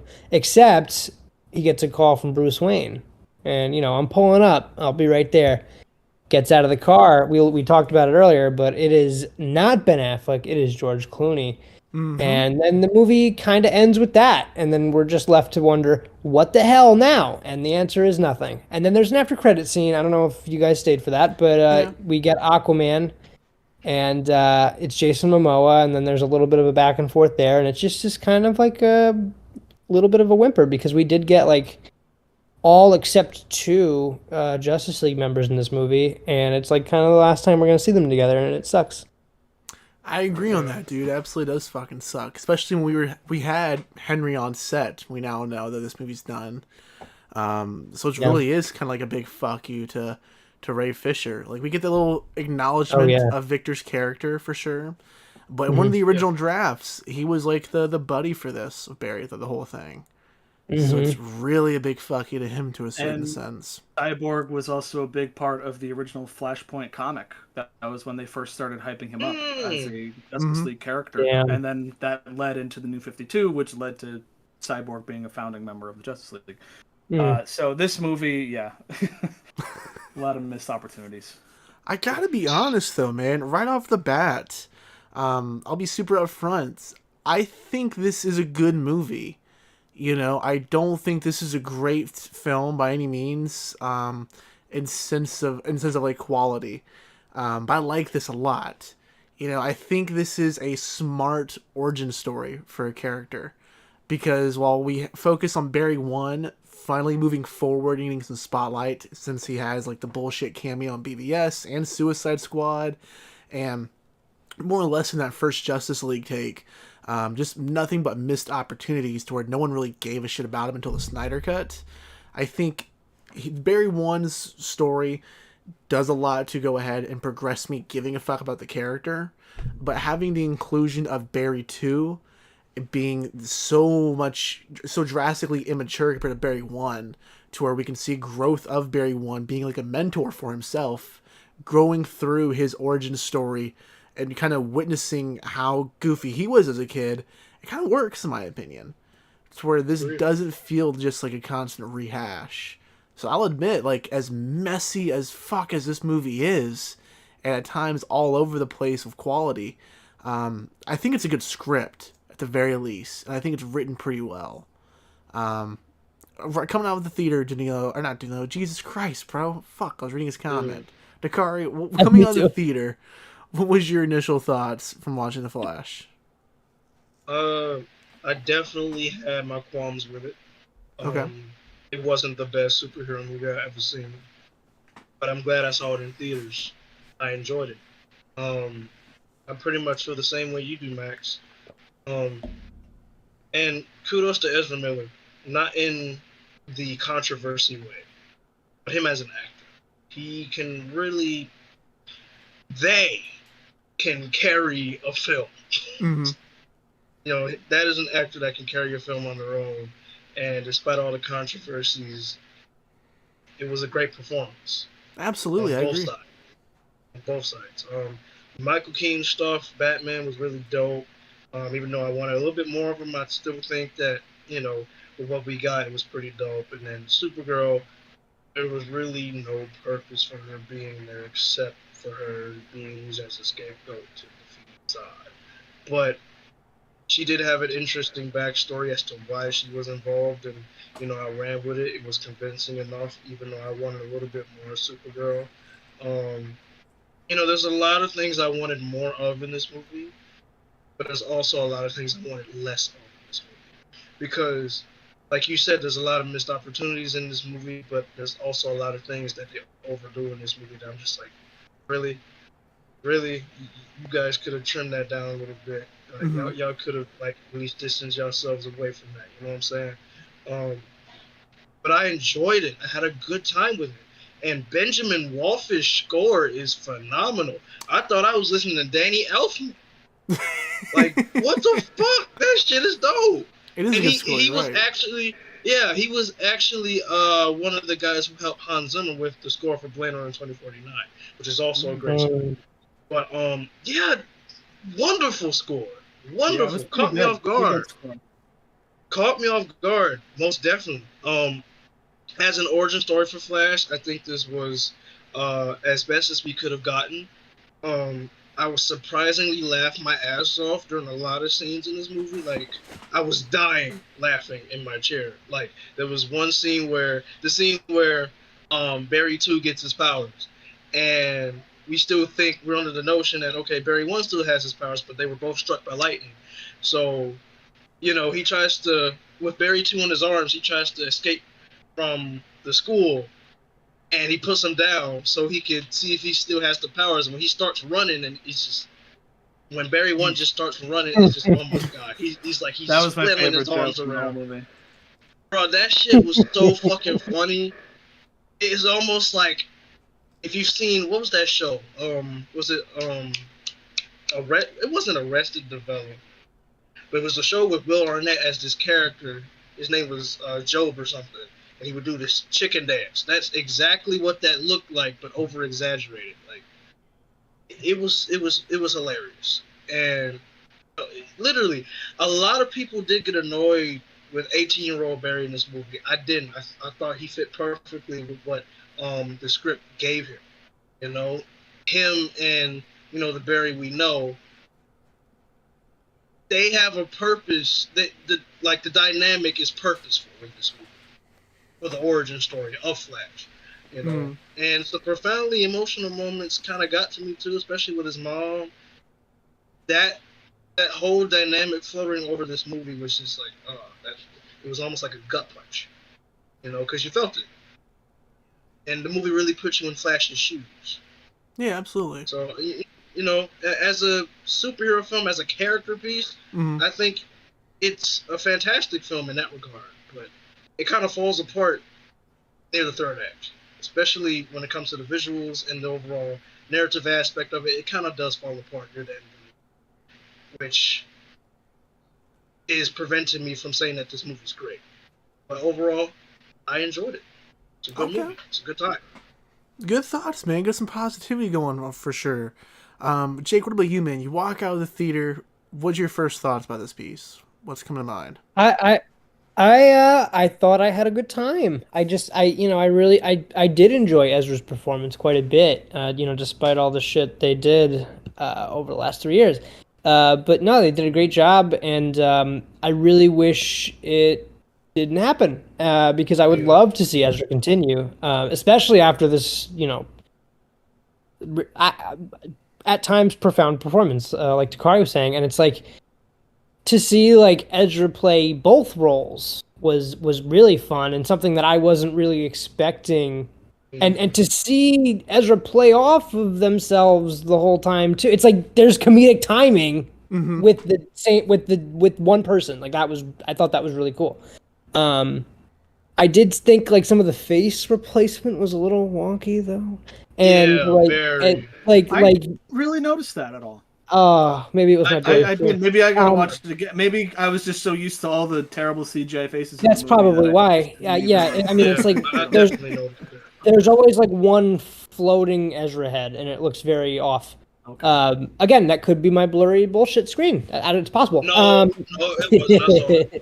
Yeah, but no, I mean, I really enjoyed more than I thought I would.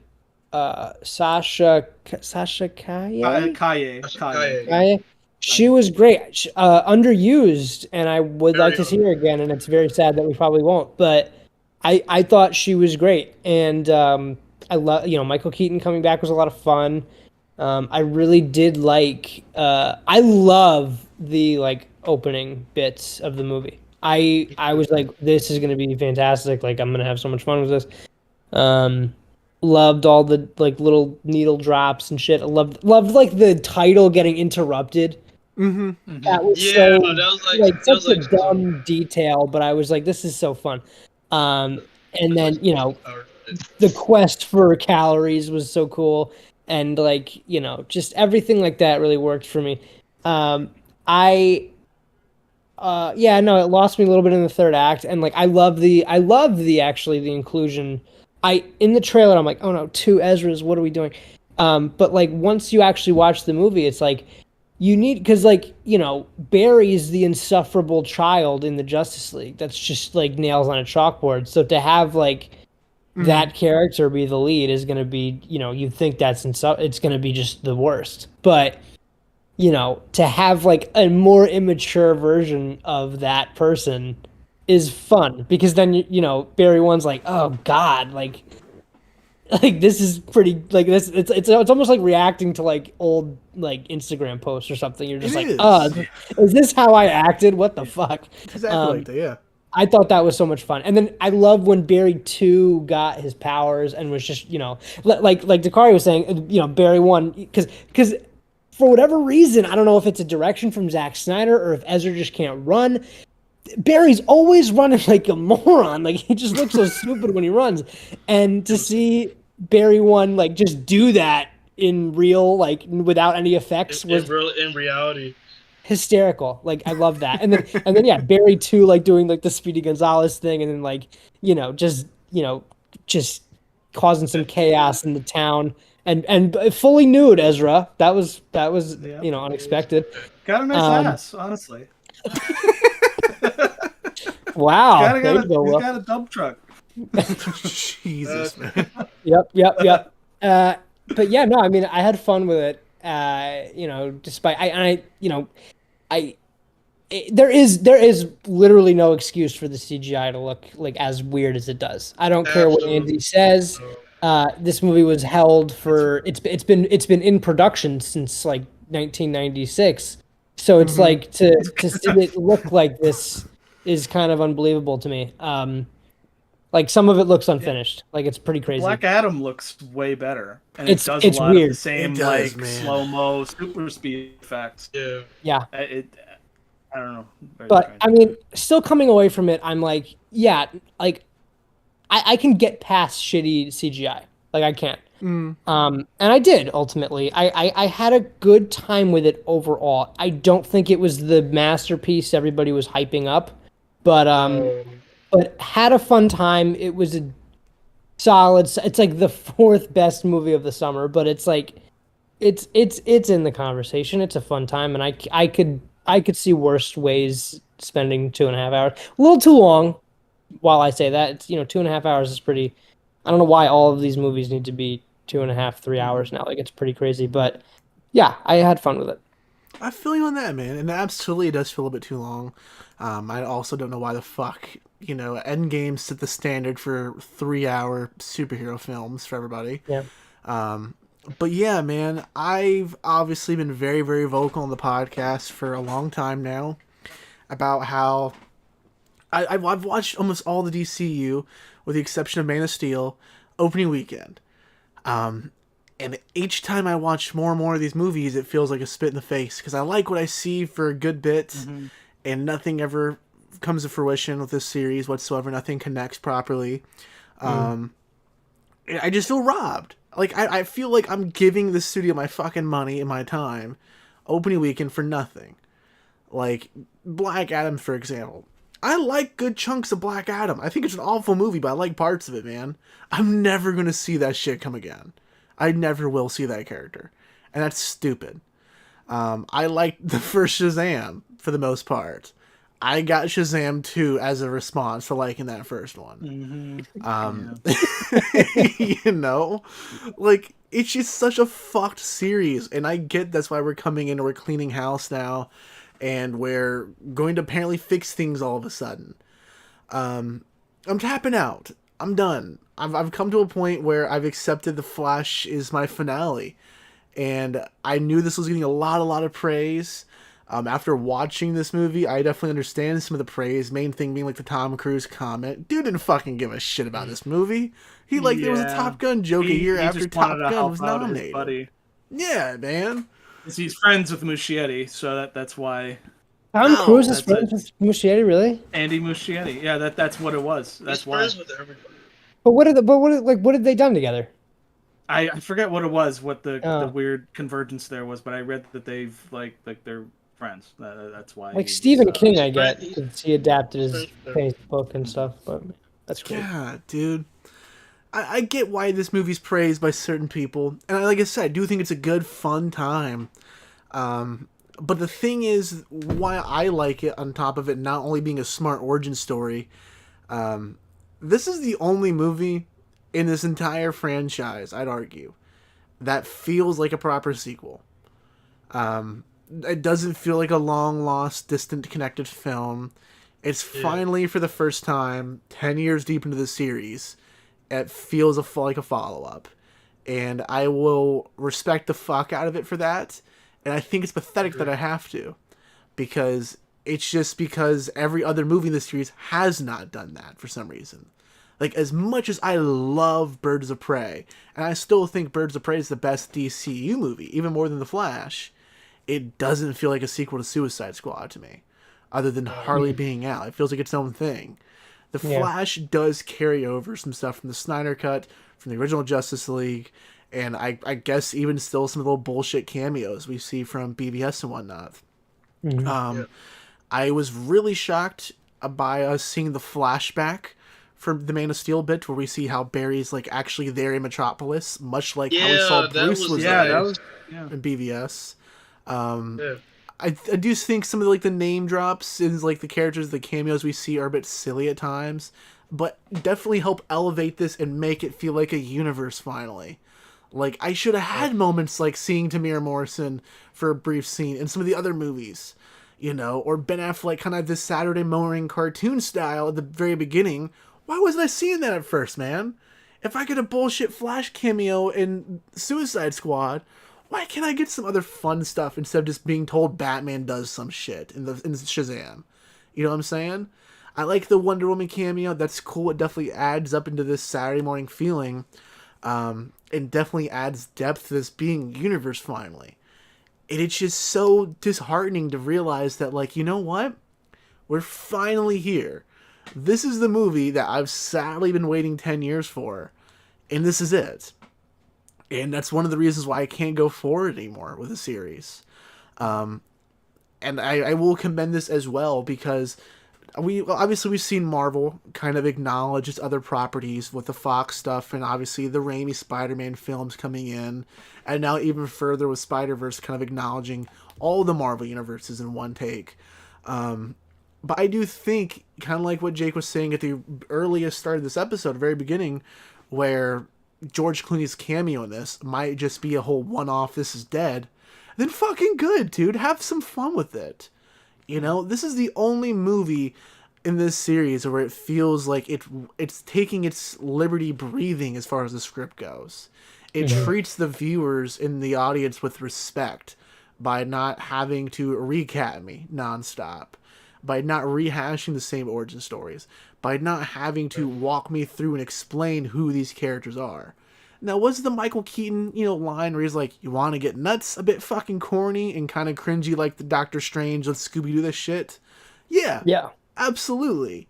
But out of everything else, being able to acknowledge this funky little dark, twisted, artsy universe, being able to acknowledge some of the Snyder Cut shit going on, acknowledge the weird middle ground state of the Joss Whedon side of DC, and now being able to pull from literally that cameo bit with some of the canceled DC stuff that never came to fruition, some of the quirky TV characters coming back and forth, obviously like Adam West's Batman, the Jay Garrick Flash we see, which is not even the CW one. Like, I really appreciate that this one is a universe and like a media acknowledging film, and I'll praise it for that. But there are a lot of things wrong with this one still, that being said. Like, dude, you're right, Jake. This has been in active development on and off since, like, 96. And was publicly announced and had directors lined up and shit since 2013. Why this movie looks the way it does blows my fucking mind. I will say, like, I understand the babies being CGI and looking a little funky. Yeah. Obviously, we can't just use a fucking baby in a microwave on camera. No one's going to stand for that, especially with the controversy of Ezra Miller. Like, that just could not happen. Which, honestly, dude, I will admit, too, side ramble, the opening scene, knowing everything about the Ezra Miller situation, is 10 times funnier. I was not prepared to see him put an infant in a microwave. Like, that shit is fucking hilarious. So funny. So goddamn funny. And the fact that Ezra's able to go ahead and add a decent performance alongside of some of this quirkiness and just ridiculousness in this film is a damn shame, because I want to hate this piece. I really do. But god damn, I'm very shocked at how much this movie can do right and also do wrong at the same time. Like, your VFX is shit. I'd say your love interest, the whole Iris West situation. You know, I've watched some of the Flash show, enjoyed what I watched, didn't get too deep into that because I was more so into Arrow. So I'm familiar with the relationship and the love interest that these two characters have. It was just weird in this fucking movie. It came across as antagonistic the entire time, and I hated that. That was probably, aside from the visual effects, my biggest, like, takeaway from this, like, negatively at least. I didn't understand why the fuck she's in his apartment, why she kind of, other than being a plot motive for him going on that run and acknowledging, hey, I can do this, and now it's time for me to go do it. I think she's useless in this film. And that's a huge shame in my opinion. I just kind of wish she would have been kept out of this if that were the case. Because she leaves this really funky line at the beginning of the film where she's like, didn't I see you a couple years ago? And that takes me out realizing that, damn, yeah, this movie has been in active development for so long, and this series has really just been sitting here doing nothing for that damn long. Where I'm having to reference the previous film being dropped in 2017 originally. And it's just kind of pathetic, ultimately. Some of the CGI stuff, obviously the cameos are very controversial to some people. And we'll get a little bit more into those. I'm kind of on the side of saying, like, I don't really mind them, dude. You know, I understand there's some consent issues, and I definitely think that needs to be addressed. And that's a whole separate conversation, I feel like. How the cameos are used, I think, is is respectful. I just wish they don't look like PS2 graphics. Mm-hmm. Like, there's no reason why there's cutscenes in Grand Theft Auto Vice City that look better than Nicolas Cage does in this movie. Like, it's fucking weird. But, yeah, man, I'm in this weird middle ground. I really like this movie, and at the same time, it falls short of greatness. And I think that's the most disappointing time. Too about it. Yeah. I feel like there's a really great movie that is just buried underneath this forced corporate, like, oh, let's just throw a bunch of cameos and let's add the multiverse to this storyline for absolutely no reason. The original Flashpoint story that this is based on is just Barry screws up the DC universe, that one timeline. There's no multiverse aspect to it. But then for some reason they decided, oh, well, I guess No Way Home made a lot of money, so let's just throw in as much bullshit as we possibly can. Without really understanding what made No Way Home so good, and the use of those cameos and all of these returning actors, you know, not just the 3 Spider-Men, but all the villains that they brought in from their universes. They were all done so respectfully, and they actually tied them in a meaningful way into the story of that movie. And when I left The Flash, I kept thinking, why is Michael Keaton here? Mm-hmm. And I could not for the life of me figure out, like, what that adds to the plot of Barry screwing up the timeline.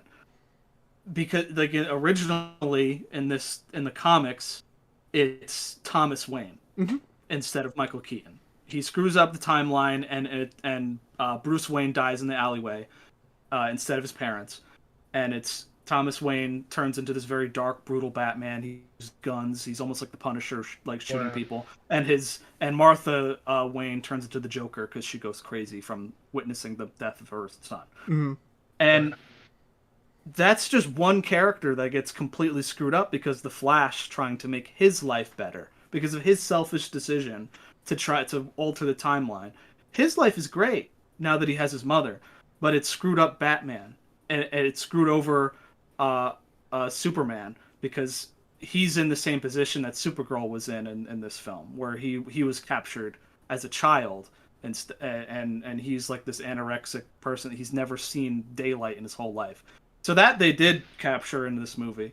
But like Aquaman, Wonder Woman, Shazam, all their lives are very different, and it's a lot more dark and screwed up. Like you feel like the whole world is falling apart because Barry made this selfish decision and ruined all of his friends' lives. And in this, it's just like, oh, Michael Keaton, I'm here. Everything's actually great for me. Like, Yeah, like, I agree on like that. I'm actually. old, I'm retired, I'm old, but like Gotham's perfect actually. You know, and it's like there's no like there's no consequence for any other character besides just, oh, Zod's here and Superman wasn't around to save them. And that's it. That's the only thing that it really adds up to in the end. Like they didn't really think about when they made these changes to that original story. I feel like if we had a more faithful adaptation of Flashpoint, something like the animated movie did, which I recommend, watch the Flashpoint Paradox. It's on HBO Max. You know, a really great animated film that adapts that comic book. In my opinion, it's great. But yeah, it just feels like useless cameos and stuff that was added by the studio. Plus, they also had their agenda to replace everything that Zack Snyder had started by replacing Ben Affleck with Michael Keaton and Sasha Calle with or replace Henry Cavill with Sasha Calle, and that part of it just feels so forced. Like I feel like a movie that wasn't strapped to this corporate checklist of things that they wanted to get done would have been great. It would have been because like you with like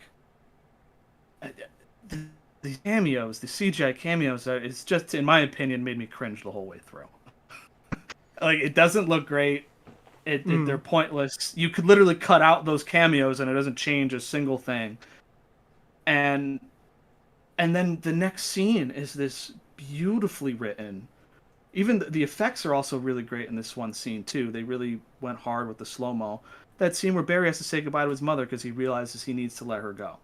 That right there is the emotional core of this movie, and I that's when it's firing on all cylinders. That is, like, I felt emotional watching that.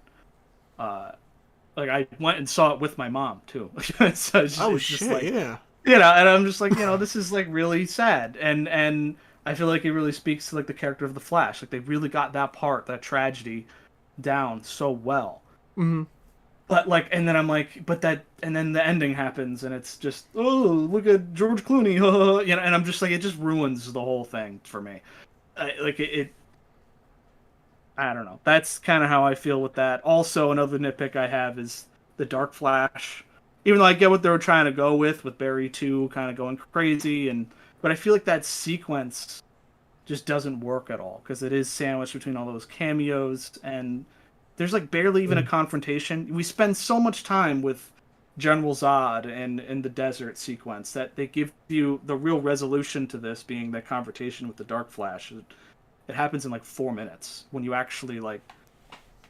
I'm sure if I were to go in and count the time, it's like nothing. And it's like, what were you even here for? And knowing that in the original story, it's because one thing this movie never acknowledges is who actually did kill Barry's mom. They never touch on that at all. It's the Reverse Flash. His main villain is the one that murdered his mom. And they, for some reason, completely ignore that part of this. And at that point in the comics, it was a new thing that they had revealed. Because for decades and decades, nobody knew who killed Barry's mom until right before Flashpoint, they had a whole story where it's the Reverse Flash did it, and he's a fantastic villain, one of the best comic book villains ever. And why is he not in this movie? Why was that not the main conflict at the end? Dakari, I think I hear some weird like audio feedback. Dude, sounds like you're being swallowed. There you go. All right, you're good. Now you're. Oh, wow. What's going on there? There it is. But anyways, yeah, and it's like this opportunity to bring to life one of the best comic book villains ever. Which, and if you've seen the Flash TV show, you know he's a great villain. Like the first season is all about like the Reverse Flash and how he killed Barry's mom. And they were just like, no, let's make up this new character with one of the ugliest designs you'll ever see in your whole life. That design, I don't know what they were smoking, but it looks god awful. Dark Flash just looks like one of the stone villains from TMNT, the animated Ninja Turtles movie. Yeah, That's what he reminds me of. Yeah, and like a little bit of, he looks like the worst designed like Decepticon from like the first Bayformers thing, and then they melted him. You know, like they melted the worst designed Decepticon, and then they were like, "Yeah, this is your cool final villain." I'm like, dude, the Flash has so many great villains, and they didn't bring any of them in this. Like the opening scene of the movie, it's just dudes with guns, and I'm like, do we live in the DC universe or not? Is every like this Zack Snyder's Justice League did the same thing where it's like Wonder Woman is introduced and she's fighting dudes with guns, and it's like, there are so many villains you can use for like a quick thing like that. Like in the Flashpoint comic, or at least in the animated movie, it opens and they're fighting the Flash's whole rogues gallery, all of his villains like Captain Cold and stuff like that. That sound is still going, Dakari. I don't know. I don't know what's going on. And here it's just like, oh, guys with guns. Like I've seen that happen like so many times. Like let's add those fantastical elements of the comics into this story. Why are we not doing that? And one of the original versions of this story that they were going to do, you know, and whatever director was fired a few years ago, it was going to be the Flash versus the Rogues with Captain Cold and I remember that stuff. Yeah. And that would have, and I feel like that version of this movie would have been so much better. Something more grounded, something less special effects heavy with look at all the Speed Force and CGI cameos everywhere. I think that would have been a much better thing. But the studio needed their cameos in order to, because they really thought that putting Michael Keaton in the trailer would have made this movie $1 billion. That's what they all were, thinking. I agree on the Michael Keaton and stuff, and it sure. didn't pay off. It didn't pay off for them because look, the movie's like not doing well at all. So I hope that means that they like, and I trust in James Gunn from here on out. They're going to be making creative driven, like character driven stories where they care about the story and the people in it, and not worrying so much about, oh, look at these crazy cameos. Look at the keys I'm dangling in front of your face to make you forget that this doesn't mean anything. So yeah, critique of the Flash. There's a lot of good stuff in it. Like Ezra Miller is incredible, and I like seeing Michael Keaton back as Batman. I'm not devoid of fun. Like I loved his like every action scene. Like those are the best action scenes that his version of Batman has ever been in. Oh, absolutely, and especially like seeing him glide and whatnot properly. Like it's like an Arkham game almost. Yeah, it was that stuff is really great, and Sasha Kaye is great. And I started reading the new because James Gunn announced that the new Supergirl movie that they're planning on making is based on a very specific graphic novel, and I started reading that book recently, and I'm just envisioning Sasha Kaye in this role, and I'm like, she has that anger and that tragic backstory that you could feel is just like weighing on her shoulders. That Supergirl has in the comics, and yeah, I hope that they keep her. I do too, man. I think she's definitely the strongest actor in this, in my opinion. Obviously, like you said, like I love the Michael Keaton stuff. I think it's incredible. I think it's the best stuff with his Batman that we've gotten. Not so much as Bruce Wayne. I'm really not so much of a fan of how they took the Luke Skywalker route at the beginning. Like, I appreciate that he's retired because Gotham's well. I think that's an interesting twist to show that, hey, this Batman actually kind of accomplished his goals. But I just don't like we get the same result where he is a recluse in his mansion. Sick. Yeah, like why would he be like that if? Yeah. I don't know. Maybe he lost purpose or something, but they don't. They kind of gloss over that. So yeah, like so it's like why even have it be like that in the first place? Exactly. There's no emotional weight for Keaton, in my opinion. This. As cool as it is to see him, as much as I'm glad he's involved in this, or involved in the project in this film, and as much as I wanted to see him go forward at Batgirl, even Aquaman 2 originally, like, I gotta be honest with you, his death in this didn't really affect me that much. There's no emotional weight for it, sadly. As cool as the situation is, it just isn't there. And it's because when that was originally filmed, that wasn't supposed to be his last scene. He was supposed to show up at the end. It wasn't supposed to be your final goodbye to Michael Keaton, but now it retroactively is. So the fact that they didn't put so much weight on that, you could feel that it's just a little. It lands a little flatter than it should. Yeah, absolutely, man. But Sasha, I hope to God we get more of her. And unfortunately, you know, as much as I've been praising them, Ezra Miller's performance is incredible in this at certain points. I really did not like Ezra as Flash in anything DC related until the Snyder Cut. You know, I said that in the episode. It was a fucking 4-hour-long thing we did a couple years ago, just like the damn movie. And for the fact that this movie, despite all the god-awful things they've done, made me root for the character and feel for the character still, is crazy. You know, like, this is truly a situation or a movie where you need to separate yourself from the art and the artist to get enjoyment out of this, in my opinion.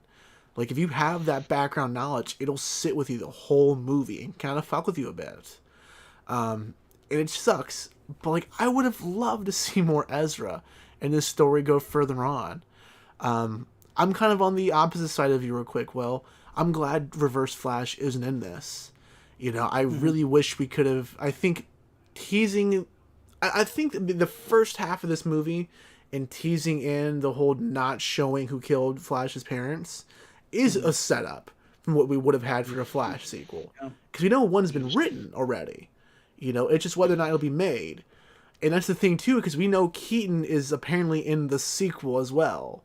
So it's like, where does that come into play? Truly, was this an alternate ending situation where we're just going to have to rewrite this whole fucking movie if it ever gets done? But I think overall it is a damn shame with everything that happened, because I can't justify the studio keeping Ezra even after liking this movie, because so much awful stuff has been done with it, with their career at this point. You know, like literally even grooming on red carpet premieres for some of the Justice League stuff, you know? Like, it's just mind-blowing how we have such a shit show situation in such a decent product despite all of its absolute production hell, and there's still it could have been missed way opportunities. Worse. It could have been the movie could have been way worse. Yeah. Could have been unwatchable. It's Jake, definitely a watchable. Jake, what are some of your biggest gripes of this before we start talking about final comments and ratings? I mean, we touched on it a little bit. I think it's just the too many cooks thing. I really think it's just like there was too many passes at this script, too many, you know, different voices coming in. You can see all of these influences. You could see John Francis Daley and Jonathan Goldstein in there. You can see Rick Famuyiwa in there. You can see, I think Lord and Miller were involved at some point. You can see all of that. Yeah. Everything is on display, and it's like some people might love that and be like, "Oh my god, I'm getting a bunch of different creatives in this." For me, I was just like, I'm getting whiplash in some of these scenes with, like, you know, we're watching these Kryptonians like get killed by Michael Keaton's Batman, and I'm like, well, Superman like broke a sweat fighting these guys. Like, what are we like?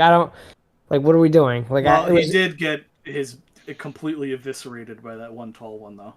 He just like Michael Keaton. Yeah, well, I mean, he's like grappling hook on him and like fucking throwing bombs at him. I'm like, what? Like, they're so fast, like he wouldn't be able to do that. But I mean, especially from Man of Steel. But and then, you know, CGI, like all that stuff, like it's just it's an interesting case study though, because it's like it's a well-made, like, solid movie. Like, you can enjoy it and have a good time with it. But it is also like one of those movies that you can put in as like one of these like Franken-fucked movies. Like it feels like the Joss Whedon Justice League. It feels like, you know, Solo. It feels like it feels like something that was tampered with a lot. It feels like Rise of Skywalker. It's got that kind of vibe where it's like, it feels like this was chopped up a lot, and it feels like this wasn't the way it was meant to be originally. Right. but it's still like it's like it's the best Frankenstein movie I think I've seen. Yeah. But That's so fine. I that's kind of fun. Like it's like hey look, like it could have it's I've seen worse Frankenstein movies, you Yeah. know? Mm-hmm. That's a good genre, Frankenstein movies. It's I mean it's Yeah. that's what this is, but it's the best of the bunch in my opinion. So I don't know. It was a lot more of it worked for me than didn't though, I think, which is a good sign. Really liked Ezra, really liked Michael Keaton, really liked Sasha Kaye. I wish we got more of them as like a trio. I mean, I guess like a little group because there's two Ezras there, but like I liked their chemistry and I wish they got to play off of each other more and like have fun because like I ended up like I was like I don't care about this grouping at all. Like in the trailers and the marketing, I'm like this is gonna be kind of like annoying. Like I don't have that like nostalgia for Michael Keaton's Batman. Like I saw those movies very late, Yeah. like as a teenager, and you know I don't know who Sasha Kaye is. I don't really have a lot of knowledge of Supergirl. And then you know obviously Ezra Miller is a criminal in real life, and it's like to see two Ezras interact with like these nostalgic slash unknown characters. I was like, I don't like why do I care? But then Yeah, I feel you. it made me care, even with the little that we got. They made me care. I just wish there was more, and I would see a sequel, but you know it's not going to happen. So it's like, and I think the audience knows that. Like the general public is sort of like, why should I go see this? Why should I? Like we're not being sold properly because it's like there's no chance this continues. We knew that. I think we said this when we did our dissection video, where it's like, you know, I think this came out of one of our mouths for sure, where it's like these next four that they have this year, all flops, all of them, Oh, and they yeah. are. Yeah. So far, we're 2 for 2. Like, you know, Shazam is like I think one of the lowest It's the grossing lowest like DC modern movie day. of all time. But yeah, it's like it capped out with like 133 worldwide. That is horrible. That's It's terrible. that's so bad. And then Flash is starting like Flash made like 100 million less than Quantumania did opening weekend. And Quantumania is a disaster. So like Flash is going to end up below Black Adam worldwide. Like that's horrible. Yeah. And like it might not even break 300. And this movie cost 220. So that's really bad. Like it's not going to make any money. Blue Beetle, that's not gonna like come on like I mean even if it's incredible, that movie was meant for HBO Max, and like you know Evil Dead did really well, and hopefully the budget's small so they can make some money there, but I don't know. And then this is gonna end with Aquaman, which you know Amber Heard and another Frankenstein movie potentially, so it's like hopefully I like James Wan though, so hopefully that is another really good Frankenstein movie. I don't know, but it's gonna be a Frankenstein movie for sure. Yeah, just all for like it's just this backlog that James Gunn has to just kind of, you know, get that toilet plunger and just like God, please go down, and then just now it's just circling the drain, and then, you know, we'll start the new year, 2024, with a clean slate. There is going to be no like you know, like unflushed material, Except for All of the Peacemaker, dude, stress. except for Peacemaker. All of this stress because they cut 20 minutes out of Batman vs Superman last second before. Isn't that its theatrical incredible? release. That's is why we're literally here. just That's the so funny. linchpin of all of this. 20 minutes of Make my BVS. head hurt. Ridiculous, Yeah. man. Dakari, That's so- I want to hear your final comments on The Flash. Things you hate about this movie, things you loved about it. And after your final comments, I want to hear your rating on this piece, man. Of course. So yeah, piggybacking off what he just said. When you look at the bigger picture of things, I have to somewhat agree. Like, what was the actual point of us seeing this movie if we were gonna get anything else after it? Ezra Miller's a fucking criminal. Mm-hmm. We have James Gunn and Peter Safran zoning in as new producers of DC, rewriting and retconning every single fucking thing that was established before. Like, what's the point? You know? But then again, this is something that was established before, and something that has been admired before, beginning with Man of Steel. So, of course, people are going to see it. because this is piggybacking off of something that people have admired and appreciated before. So people are going to see it. And the fact that it's an actual solid film makes it even better, in my opinion. Like I said, in my opinion, I do think this is a good, solid movie. Um, it's best when you really think about it as an origin story for Flash, and that being that it's strictly that, rather than just being um, this cash grab of a movie with all these nostalgic characters and cameos, which essentially in some aspects it is. But in in the overall aspect of it, this is a Flash movie. And the fact that we actually and finally got a Flash movie, and for it to be as competent as it was, despite it falling apart in the third act a little bit, narrative wise, and despite some of the CGI throughout the movie, which looks fucking terrible, and there's no excuse for it to look as bad as it is. The fact that we actually got a good Flash movie out of all this shit that it's been clouded with, this movie's been fucking cursed. The fact that we actually got a good movie as an end result just says so much. So, yeah, I have to give credit where credit is due. It's a fun time in the theaters if you don't think about it too much, and it makes up for a solid origin story for the DCE regarding the Flash character. So I have to give it a Naboo on the way to best. Okay, man. I like it. I like it. But you know what? Fuck. I hate that you just took my rating for it, dude. Hey, man, that's good. You're on the same page, you know? And I'll say this. Yeah, it is going to be one of the way best for me as well.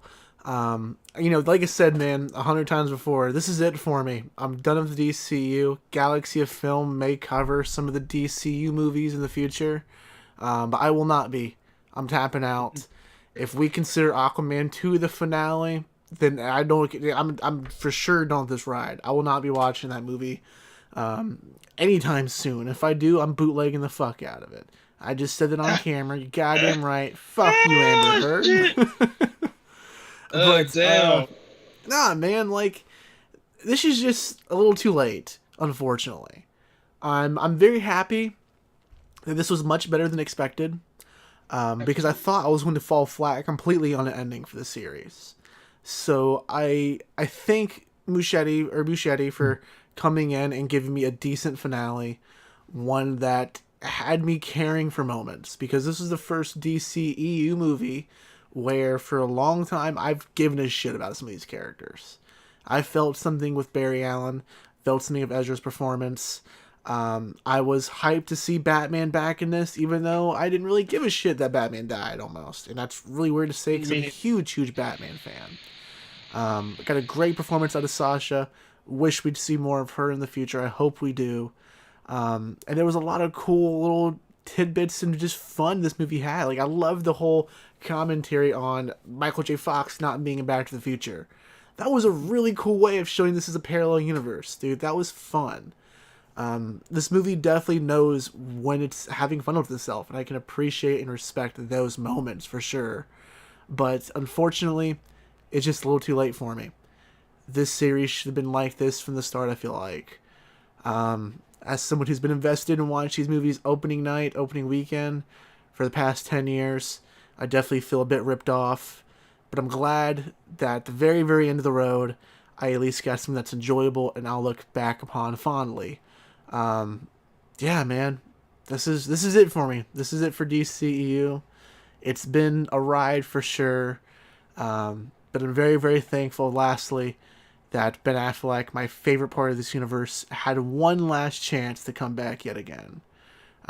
He does get a pretty decent send-off with his talk that he gets with Barry, because it shows that he's gone full circle as a character. Yeah. You know, he finally understands his trauma and what he went through and why it was important that he went through it. And yeah. And it's cool seeing Ben finally get to be comfortable in the role too. He's not using the voice changer, which I was a fan of personally. But I mean, we see him do his own thing in this, really. And it's nice for that. We get a cool costume that we haven't seen any of the other live action films attempt, the black and blue. We get it twice actually, because Keaton has one as well. And it's just fun for his stuff, and I really appreciate that. But yeah, man, for biggest gripes, that CGI is atrocious throughout most of this movie, and Iris West is a total letdown in this film. I can't say maybe in a sequel it'll be fixed, because I don't think we're getting one. I just don't. If we, for the DCU going on forward, I'll be there for the Batman films, for being such a big Batman fan. So I hope we do see Clooney return. I hope we get to see more of, if Ezra Miller continues to be the Flash, I hope to see more of their relationship go on with the new Batman, if that takes place in the solo Batman films, But for now, I'm tapping out of the series, and that's very sad. But, Jake, what are some of your overall final thoughts, comments, and rating for The Flash? Like it says in the title, it's the right movie at the wrong time. I really do think at any point in DC's kind of run here, this could have been like a reshaping of the franchise. But, it came at the end, and it's too late. There's nothing to reshape because it's done. And it sucks, because I think we could have really gotten a cool universe with these actors playing these characters, and it's a real bummer that it never kind of came together. And it just goes to show you that you need a plan, and you need a vision, and you need studio heads that are willing to make tough calls. Because at the end of the day, this whole thing ended in 2016. This whole thing, and they've just been putting out small fires for the last 8 years, and that's crazy. It's like ever since BVS didn't make $1 billion, they've been panicking. Like, it's been that chaos just since 2016. Man of Steel, even. Man of Steel didn't make $1 billion. They've been Man of Steel did like a modest 650 or whatever, but I know. And then the fact that it had a Rotten Tomato, like, don't let that shit affect your universe. Like, just brave on and move forward. People will see the vision at some point. And if they don't, then you'll have an uncompromised, director's vision, I should say. But I mean, look, it was what it was, and I enjoyed some of the movies, including this one. And I hope that they are able. I wish they would just do the Star Wars thing and just take, like, we haven't had a Star Wars movie since 2019. Do that. Just 2023, let this be it. Don't even, I would say, wait until... Blue Beetle is Superman, right? No, Aquaman in December, but then Superman is in, like, June of 2025. What? Wait, when does Blue Beetle come out? Blue Beetle comes out in August. Mm-hmm. I thought it was... Wait, Aquaman 2 comes out after Blue Beetle? Yeah, Aquaman 2 comes out in December, yeah. We'll see. Oh, that's like really weird. Yeah, so it's like I just think supposed to be then. Okay, I've had that in. It's weird, but like just take a couple years off. Like, just let it die. Hard reboot in like 2026, and then let's get started and do something new. And even I hope James Gunn doesn't get discouraged, because Superman Legacy is not going to make $1 billion either, and it's just because it's I think he's going to come in with a lower budget and stuff. Well, I think he knows. I think he knows Yeah. that these need to be. They can't be overloaded anymore. You got to build to it. This needs to be an Iron Man level Superman movie, and that's what we're going to get. And I hope that's what we get, because you can't come out the gate swinging like that anymore, because this whole universe burned bright and fast, and they did too much too quickly. And I'm not saying solo films for everybody, but don't cram it all in your BVS movie, and then expect, and then the next year have Justice League come out, and so that movie is just the biggest mess ever made. And it's like, I don't know, but I liked it. I thought it was fun. I hope to see a second life for it on digital, potentially, because it deserves success. I think at the end of the day, if we had if the audiences had supported some of these movies, maybe they'd still be going. I mean, Snyder Cut, it's like pretty much public knowledge now that didn't do well on HBO Max. Yeah. So everybody wanted it, and then it didn't do well. So that's really disheartening and unfortunate because it was like the biggest fan campaign ever, and nobody watched it. But whatever, it's over, so it's fine. But I enjoyed it. I'm gonna give it a Naboo on the way to Bespin, same rating. I really do. 3.5 is exactly where I'm lying with this one because I didn't love it. But I really liked it. I think I was overall very positive about it, and I'm not gonna let like the public takedown affect that because that happens sometimes where it's like everybody's bashing on it online, and you just tend to be like, well, was it that bad? And then you really kind of reshape your own opinion based on that. Like I gotta not let that happen with this because I did enjoy it. Even the corny stuff, like even the stuff that like was dumb, I liked. But yeah, I had fun with it. 100% agree, man. 100%. Will, what are your final comments and ratings on The Flash? I've been a huge Flash fan for I guess over a decade now. He's my favorite superhero. I loved reading the comics, and when the show first started, that was huge for me. So I was really hyped for this movie, and I am split down the middle on it. I think there's a lot of things I really like. I think as we've talked at length about that and stuff, and I just think that there's a lot of missed opportunities, a lot of things that are wasted. I think one thing we never even mentioned here, and I think that's indicative of it, is Michael Shannon is just completely like, what the fuck was the point of him even being in this? I know. And he was, exactly. I think he's one of the most underrated DC villains in any of these movies. I think his performance in Man of Steel is fantastic. And then here you could tell he's phoning it in because they gave him like 3 lines of dialogue, and it's like, but you're making him the centerpiece of your final battle. So why would you do that? Anyways, like you might as well at least made him more important to the story if you're gonna make the whole final act fight scene about him. Pretty much, the whole thrust of why this universe is falling apart is because of him, but he's part of it. But anyways, yeah, like the cameos and stuff feel useless. The returning characters and stuff feel kind of useless, but underneath it, there is this really well done, like emotional story with Barry and his younger self. Mm-hmm. That I do think that does pay off in the end, and there's a lot of stuff there to like about that. The humor lands most of the time. There are actually some cool action sequences in this. It's just there's some soulless stuff about the movie that kind of turns me off. I does not sit well with me. Maybe in the future I'll like it a little bit more once we're further removed and we're down the line James Gunn's universe, whatever the fuck, and I won't care as much about it, so I won't be critiquing it as hard. But yeah, I hope that we get. I really hope they just give us a whole new Flash soon, as a part of James Gunn's thing, and just have it be a little bit more grounded. Even though the Flash is kind of a ridiculous character with the how fast he moves, but I think having that contrast of him fighting somebody more street level would be interesting.